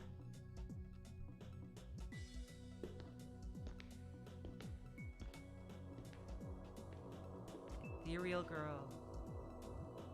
Apparently this place is being used as a storeroom. There are provisions, fuel, medical supplies, miscellaneous daily supplies, all sorts of equipment and so on, evenly spaced and neatly placed on the shelves.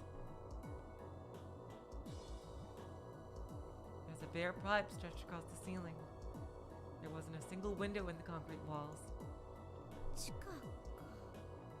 Basement, huh? This is the basement. Without mean the floor I was just on was the first floor. I was only beginning to comprehend things little by little. But because I had no idea what was up with the situation I was now in, even this was an important discovery to me. I heard a sound like a groan coming from somewhere. A low mechanical tone that shook me to my core. I didn't know what that sound was. Ignoring it for now, I slid into the spaces between the shelves as if weaving myself through a crowd in rush hour.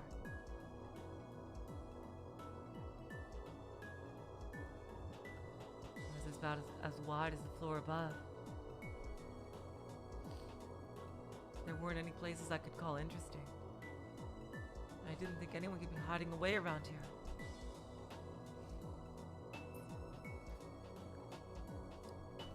Wait.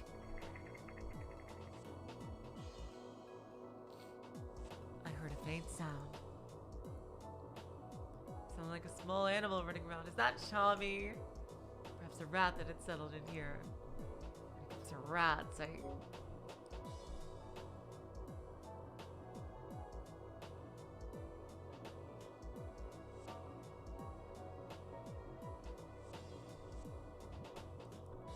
Interesting.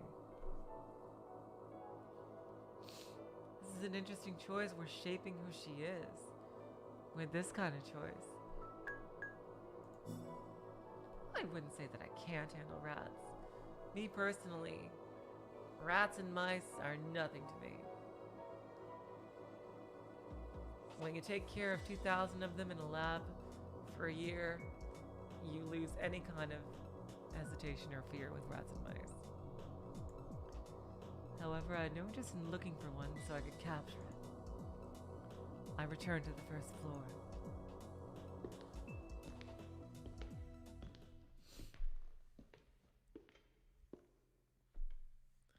But before I could finish climbing the stairs, I felt someone's presence. As I glanced out from the kitchen, I saw a figure of a girl sitting silently in a dining chair. The girl had her head bowed. I couldn't make out her face from here, but I was pretty certain it wasn't the brown-skinned woman I'd met earlier. I tried to loosen up. すみません。 Excuse me? Calling out, I approached ちょ her. っとお尋ねしたいことがあるんですけど。 There's something I'd like to ask you. The girl showed no reaction. She merely sat there without moving a muscle. As if she had been carefully placed there by someone, like a figure at a wax museum. ごめんなさい。聞いてます？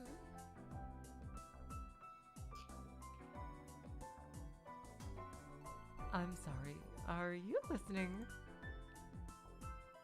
I stood right beside her and bent over to take a look at her face.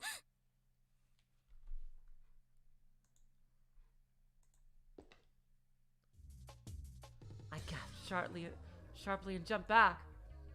Uh-oh, what's wrong with her face? I just backed to where the stairs were. Misstepping, my foot slipped. I gripped the handrail for a moment to regain my balance. My other hand was already covering my mouth. If not for that, I surely would have screamed. It's impossible. Why? Why was that girl in a place like this? Oh! It's the serial killer girl. She turned as delicately as a ballerina to face me. There's no mistake. The girl in front of me was unmistakably her. That girl who had murdered 12 innocent people in a hospital in Awazumi City. Inabushi Keiko. There's no way I could possibly forget that face.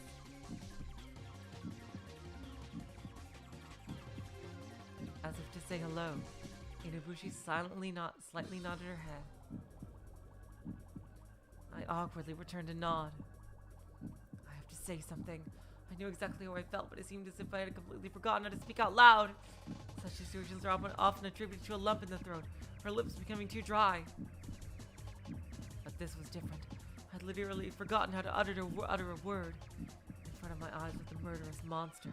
The serial killer who had single-handedly rewritten the definition of crime in Japan. I felt that if I were to let my guard down for even a moment, I could easily become the 13th victim. My heart was pounding hard, and my skin was tingling as if an electric current were running through it.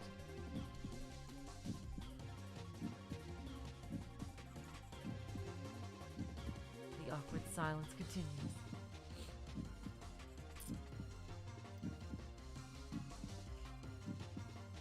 Inubushi kept staring at me expressionlessly.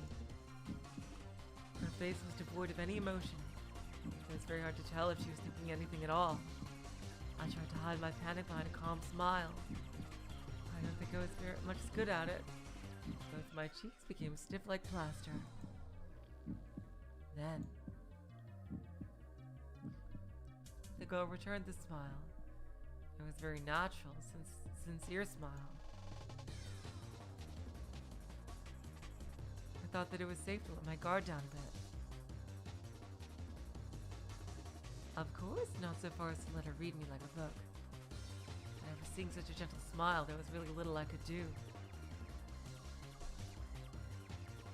Although my reasoning was trying hard to build up a strong, impenetrable wall, my instinctive curiosity took the best of me.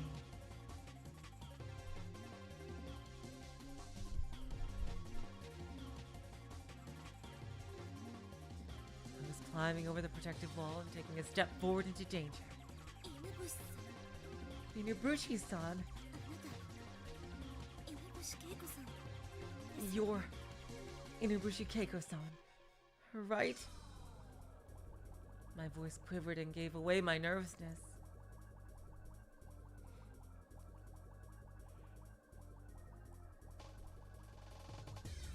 The girl stayed silent, as if she didn't understand what I had just said. Inubushi-san, right? I asked the same question again, but the girl just tilted her head. It couldn't be. A different person? No, that's impossible. She looks exactly like the girl from the photo in my file.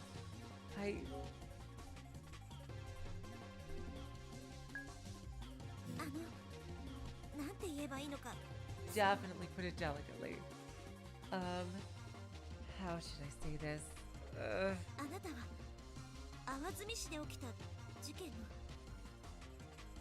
You were the one behind the incident at Awazumi. What voice should I give her?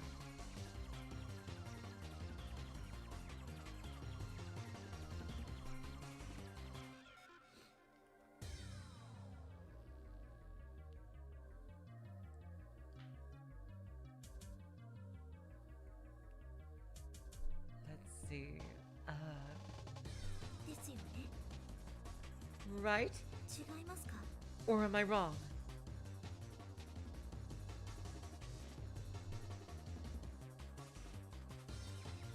She looked as if she was lost in thought, but then shook her head gently. You're lying, right? I know all about it, okay?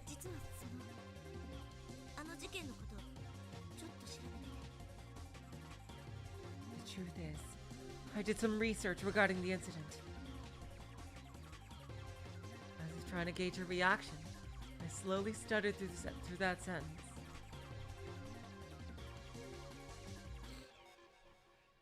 I did not do it! I did not!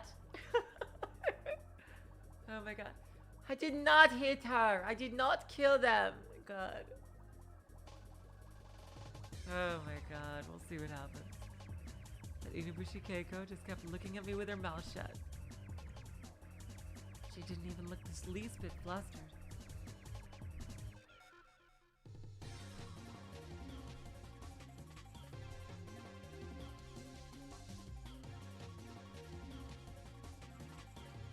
She tilted her head as if in wonder, and Gave me a quick glance, then averted her gaze. She threw me a second glance, and at that moment... Yeah, this art style is lovely. I love the shadows on her face and neck and everything. It's so unique.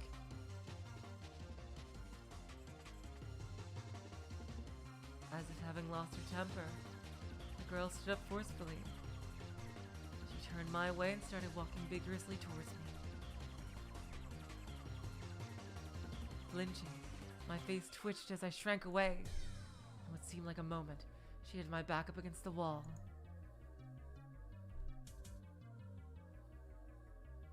And even then, the girl didn't stop moving.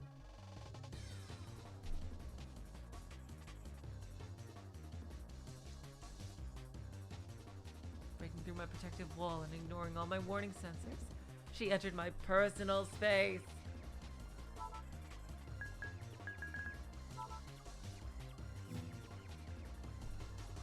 The region surrounding each person, or the area which a person considers their domain or territory. Often, when someone enters the range of your personal space, you will begin to feel uneasy or uncomfortable. While it is highly variable and difficult to measure accurately, the best estimates for personal physical space place it around 60 centimeters either side, 70 centimeters in front, and 40 centimeters behind the body for the average Westerner.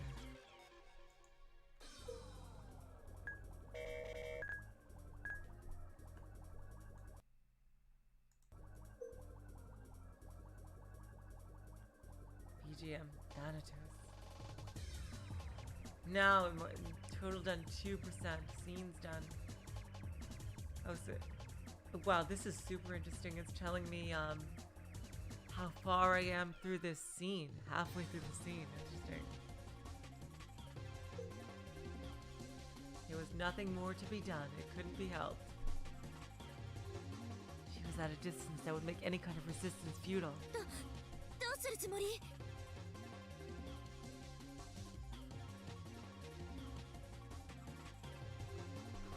What are you doing?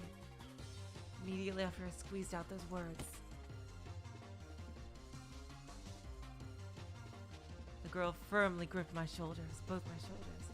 I tried to scream. I took a deep breath, but before I could let out a sound, the girl covered my lips with her palm. It's all over. I braced myself and squeezed my eyelids tightly shut.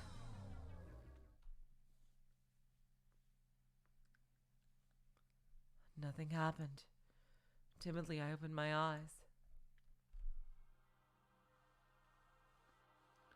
Now that I look carefully, her face looks as if she's on the verge of breaking down in tears. Her moist pupils seem to be eagerly appealing to me for something. Just what is it supposed to mean?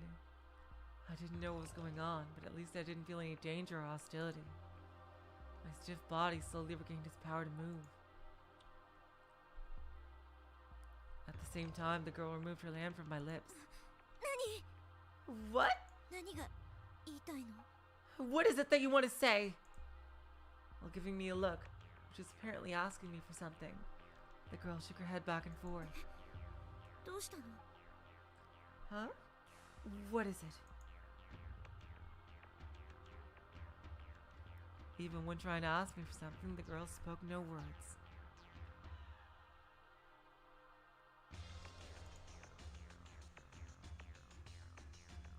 Again, all she does is shake her head. それじゃわからないじゃない。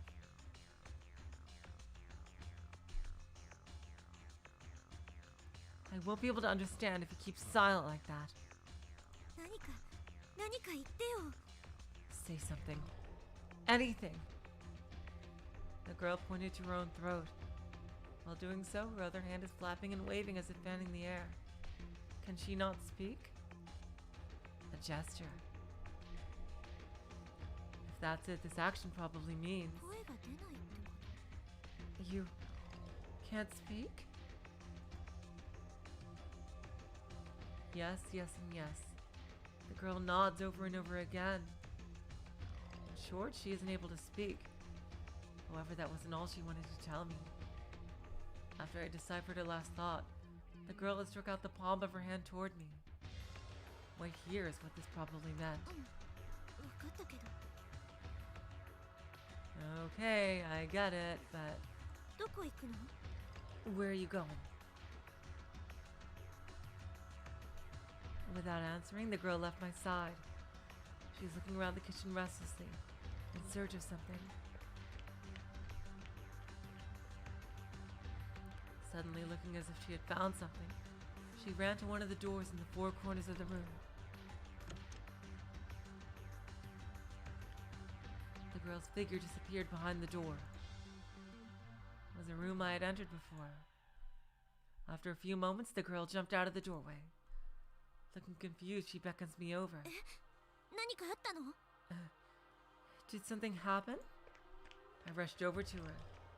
Ow, ow, ow, ow, ow, ow. The pain I had forgotten about was most likely coming from my limping knee. Somehow rallying my strength, I managed to reach the open door.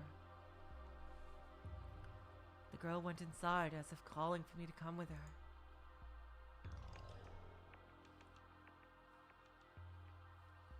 There was nobody inside the room besides us.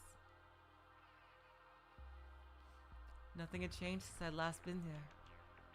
After I had glanced around the room, Minabushi Keiko tilted her neck as if to point at something. She had a black felt tip pen in her right hand and a size A6 memo pad in her left. She had most likely found them somewhere in this room. She pushed the memo pad against the wall and started to write with the black felt tip pen. Before she finished writing, I took a peek at the line she'd already scrawled on the page. I could make out the following. There are lots of things I want to tell you, but before that, look over there. あそこって Over there? With the tip of the pen, she pointed to the corner of the room. Huh?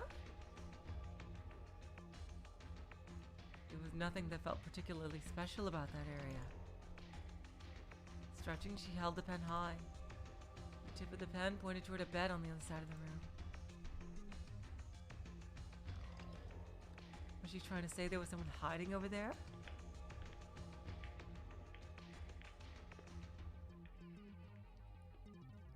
Feeling uneasy, I advanced toward the back of the room, following the directions. I went around to the side of the bed facing the window and stopped. It was at that moment something wriggling jumped into my field of vision. Instinctively, I turned my head towards it. Yuni! Ooh. 助かったのね I wonder if that's actually him. Yuni, you were saved! I blurted it out spontaneously. There was no mistaking it. Sitting in front of me was Yuni, the boy I'd been searching for so desperately. Wrapped up in a blanket, Yuni sat crouched in the narrow space between the bed and the wall. 大丈夫どこも怪我しなかった Are you all right? Are you hurt? As I knelt down in front of him, I put my hands on his shoulders. What my palms felt was real. He's alive, right here and now. I give thanks from the bottom of my heart for this blessing. My heart was racing from the joy of our reunion. A feeling of excitement ran through my body, powered by the hot blood charging through my veins. I could no longer hold myself back. My body rushed toward him. I wanted to hold him tightly in my arms. But 誰 who? That one word escaping from his lips stopped me dead in my tracks. 誰ですか Who are you? She's got to be in somebody else's body or something here. どうしたのよユニ What do you mean, Yuni? 私覚えてないの It's me. Don't you remember? あの飛行機が墜落した時隣に座ってたじゃない I was sitting right beside you when the plane crashed. My voice was high and shrill with confusion. Yuni's hollow, lifeless eyes were staring off somewhere. They appeared lost, not focused on anything in particular. 人違いじゃないですか。 Are you mistaking me for someone else? 僕、あなたのことなんて知りませんけど。 I have no idea who you are. そんな。 How? でも、君は楠田ユニくんなんでしょ？ But you are Kusuda Yuni-kun, right? どうして僕の名前を？ Holy shit. What is going on? My name. How did you? だってそれは。 Because, you see, I swallowed the words I was going to say, stopping in the middle of my sentence. I suddenly realized something. This situation, this conversation. They were all too similar to those which had taken place a short while ago, in that hospital-like room with that strange, moody woman. I had no idea who she was, but it seemed like she knew something about me. Until now, although I clearly remembered Yuni, he didn't seem to have any clue to who I was. Although the roles were switched, the situation was basically the same. Now that I think about it, that woman's expression only changed when I mentioned the name Kusuda Yuni. And now the person right in front of me also questioned me as to why I knew his name. What the heck is going on? Was it a bad idea for me to admit I knew Yuni, I wonder?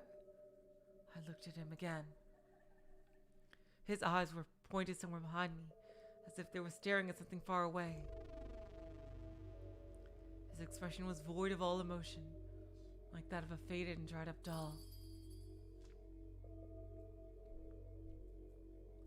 In my head, I could still remember how we had played so innocently and cheerfully with a doll, a small plush bear. I felt as if I'd just lost something incredibly precious to me. そう。忘れちゃったんだ。 I see, so you've forgotten. だけど、その方が幸せかもしれない。 Well, maybe it's for the best. 幸せ。 For the best. あの機内で起きたこと。 What had happened on the plane? 私だって記憶を消したいぐらいだもん。 I wish I could forget that as well. ちょっと待ってください。 Just a moment. さっきから言ってることがよくわからないんですけど。 I don't quite understand what you're trying to say. 僕、忘れてなんかいませんよ。 I haven't forgotten anything. あの飛行機に乗った時のことから、落ちた時のことまで全部。 From the time I got onto the plane, right up until the crash, everything. 全部覚えてるんです。 I remember everything. It took a while for me to digest his words. And sure, what that meant was, he remembered everything about the flight and the crash. However, he had no memory of me. とにかく、あなたは何か誤解してるんだと思います。 Anyway, I believe that there's been a misunderstanding.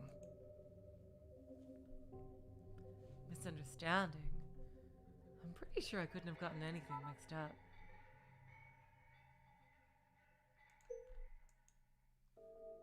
I was very certain I knew Yuni. 一つ聞いてもいいですか？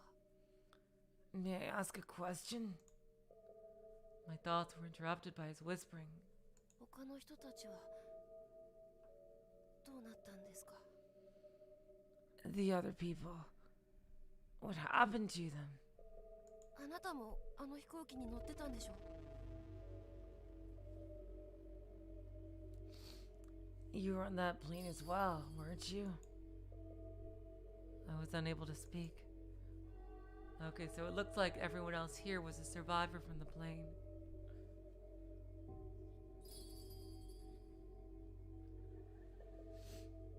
My confusion has left me at a loss for words as it was, Needless to say, his question didn't make things any easier for me.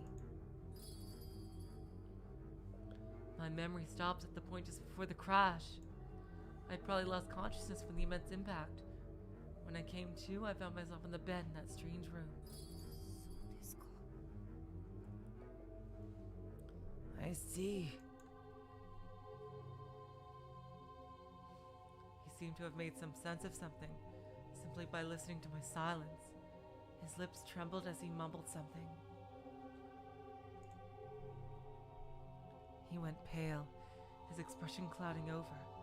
From his pupils, large round teardrops started to form and shake haphazardly, sparkling in the light. It looked as if he hadn't lost any of his emotions after all. He had just tried to seal them up deep in his heart.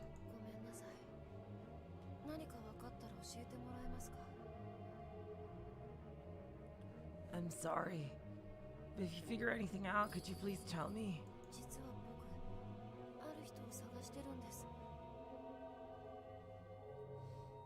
You see, I've been looking for a certain person.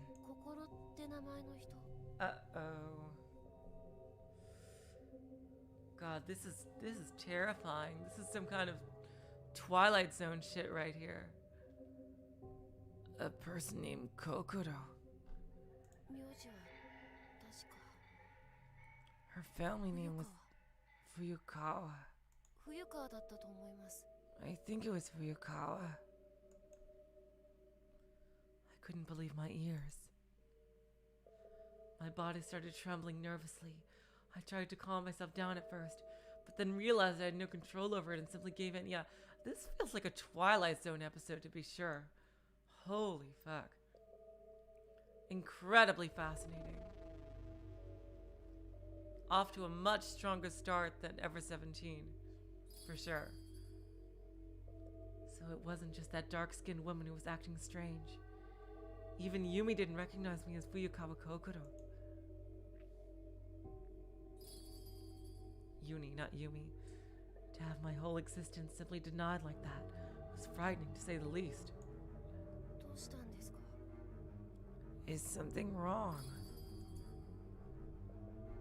Yuni asked in a delicate voice. I am...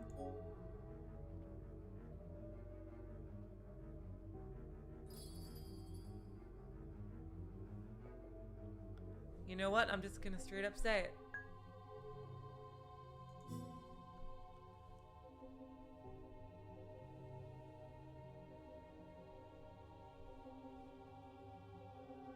I couldn't help but tell him again that I myself am Fuyukawa Kokoro. Yeah, I would be scrambling for a mirror. Like, seriously, at this point. Because 2 people have right now denied me saying who I am. This is incredible, right? Absolutely gripping right away. No one else, only the me who's here right now. The true me. Yuni, よく聞いてね。 Yuni. Listen carefully, okay? Sweetheart? 君が探してる人、冬川心という名前の乗客は助かったわ。 The person you're looking for. The passenger named Fuyukawa Kokoro. She survived. 本当に？ Huh? Really? Yes. じゃあ、心は生きてるんだね。 Then, Kokoro's alive! 今どこにいるの？心に合わせて、僕を心のいるところに連れてって。 Where is she right now? Let me see her! Can you take me to her? Yuni seemed to take heart from this, and he moved closer to me. I knew it would most likely be useless, but I couldn't help saying ここ it. にいるじゃない。 She's right here. 冬川心はここにいる。 Fuyukawa Kokoro is right here. 私よ。 It's me. 私が心なの。 I'm Kokoro. As I told him that, the pupils behind his glasses sharpened. His face showed neither suspicion nor doubt, but complete and utter denial. Yuni glared at me, his expression hostile. ねえ、きから何わけのわかんないこと言ってんの？ Hey, what's all this nonsense you're trying to tell me? あなたが冬川心なわけないでしょ。 How can you possibly be Fuyukawa Kokoro? This was the second time I've heard those words. As expected, he didn't slap me or anything, but his sudden change of attitude pointed to the fact that that was the least of what he had wanted to do right now. 多分そう言うんじゃないかと思ってた。 I expected he'd say something like that, でもこれは事実なのよ。 but it's the truth. 私は誰が何と言おうと間違いなく冬川心なの。 Regardless of what anyone says, I am unmistakably, undoubtedly, and truly Fuyukawa Kokoro. そっか。 I see. 僕をからかおうってつもりなのかもしれないけど、そうはいかないよ。 I don't know if you're trying to make fun of me, but I won't be fooled so easily. そういえば、伝えるのを忘れてたね。 Now that I think about it, I never really told you that, did I? 心の性別は女性なんだよ。 Kokoro is a girl. Oh no! Yuni had now had a triumphant look on his face, the meaning of which I didn't quite understand. だから？ And so? だから、そういうことさ。 So it means exactly that. あなたはどっからどう見ても女性とは思えないし。 No matter how I look at you, there's no way I can think of you as a girl. 言葉遣いをちょっと変えたぐらいじゃ、そんなことはごまかしきれないよ。 Changing the way you speak a little is hardly enough to fool me. 僕を騙すんなら、せめてそれらしい格好をしておくべきだったね。 So the voice is the same? If you're gonna try and trick me, the least you could do is try to look the part. Oh no! Oh, that sucks! Look the part. Now that he mentioned it, it come to my attention that ever since I had woken up, I hadn't a chance to even glance at myself in the mirror. I was wearing clothes I didn't recognize at all, and it wasn't just my clothes that seemed alien to me. 10 brutish fingers, the well-defined blood vessels crisscrossing the back of my hand, the rugged silhouette. Ah, fuck. Fuck. I ran my fingers through my hair only to notice that its length and texture didn't feel like mine at all. Someone grasping the situation, I swallowed hard and turned to Yuni, almost crying out. ねえ、鏡持ってたわよね。 Hey, you have a mirror with you, right? 鏡 A mirror. 持ってるでしょ。ポケットに入ってるはずよ。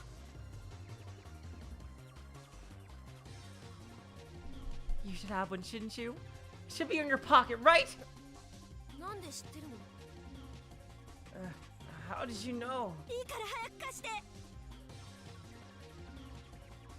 Never mind that, just hurry up and give it to me! Still confused, Yuni quickly took out his folding mirror. I quickly snatched it and stared at it intently. 嘘。 No way. どうして？ Why? To say I was astonished would be a gross understatement. Reflected in the mirror was the face of an unfamiliar man. こんなの私じゃない。 This isn't me! 私じゃない。私じゃない。私じゃない。私じゃない。 This isn't me! This isn't me! This isn't me! This isn't me! The inside of my head is spinning, mixed, shaken and blended by the confusion overwhelming me. I need to see my face. My movements, disfigured and distorted, are reflected almost perfectly on the face of the man in the mirror I'm holding. なんなのよ、これ。 What the fuck is this? どうして？なんでこんなことに？ How? Where did this happen? The eyes of the man in the mirror bulged like a lunatic's. He was looking straight into my eyes. I couldn't bear it anymore. I violently clammed the mirror shut and threw it against the wall with all the strength I had. Oh God. Ugh. I fell to my knees, letting out a low moan. My nerve endings had gone dull, senses numbing. All my thoughts thrown into the pits of chaos and assaulted by raging doubt and uncertainty. Who is that man? Am I that man? If that's me, then where did the me I used to be go? Who am I, my mind or body? Which one is the real me? I don't know. Something has gone horribly wrong.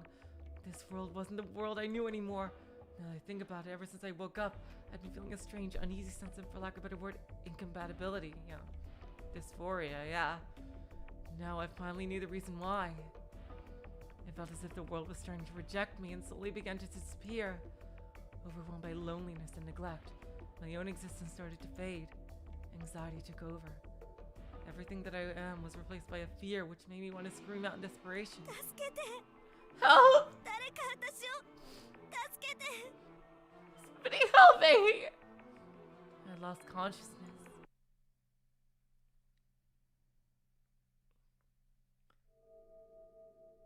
Oh, great Sephiroth, our master.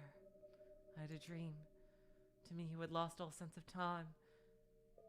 The dream felt like it lasted forever, or was it just for a moment? There was no light. I couldn't see anything. I could only hear a pleasant, steady pulse, like an unborn child floating in the amniotic fluid, wrapped up in a calming and safe warmth. It felt as if all my sins had been forgiven. All the anxiety and horror within me melted and slowly diffused into the amniotic fluid, disappearing without a trace. Right? Bye, Void Dweller. Have a good day at work. I'm gonna stop after this scene. I let my body go with the flow as I drowned in the ever-present warmth and lost myself in ecstasy.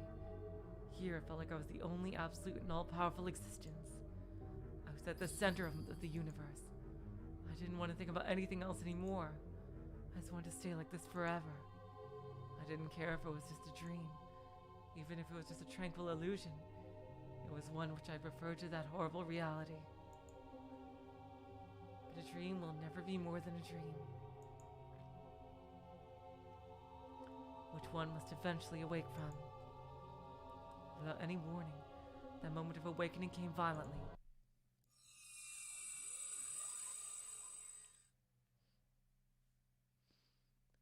Oh, God. Wow. Oh, my God. Damn, that is terrifying. Oh, my God. Well.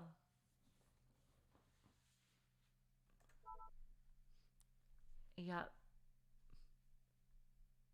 Kokoto chapter, I see. So there's different chapters. Jesus Christ. Whoa, what the fuck happened to her? How did she... I wonder if she's accidentally like blickwinkling this guy here.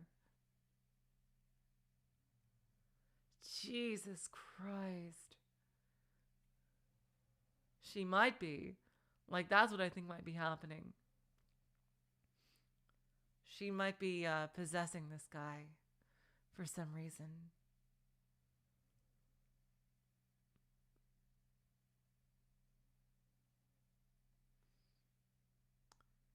Oh my God. Well, this certainly is a rollicking start.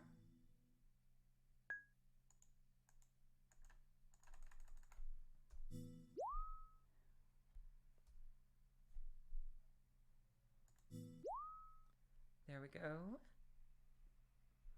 Liberation of self. Looks like we have just standard save files, no choosing a character portrait in this game. I kind of actually really liked that. Oh, there's 60 save files. Okay. I really actually liked that about the previous game where you could like mark your different saves. I guess the paths are a lot clearer in this game. Like,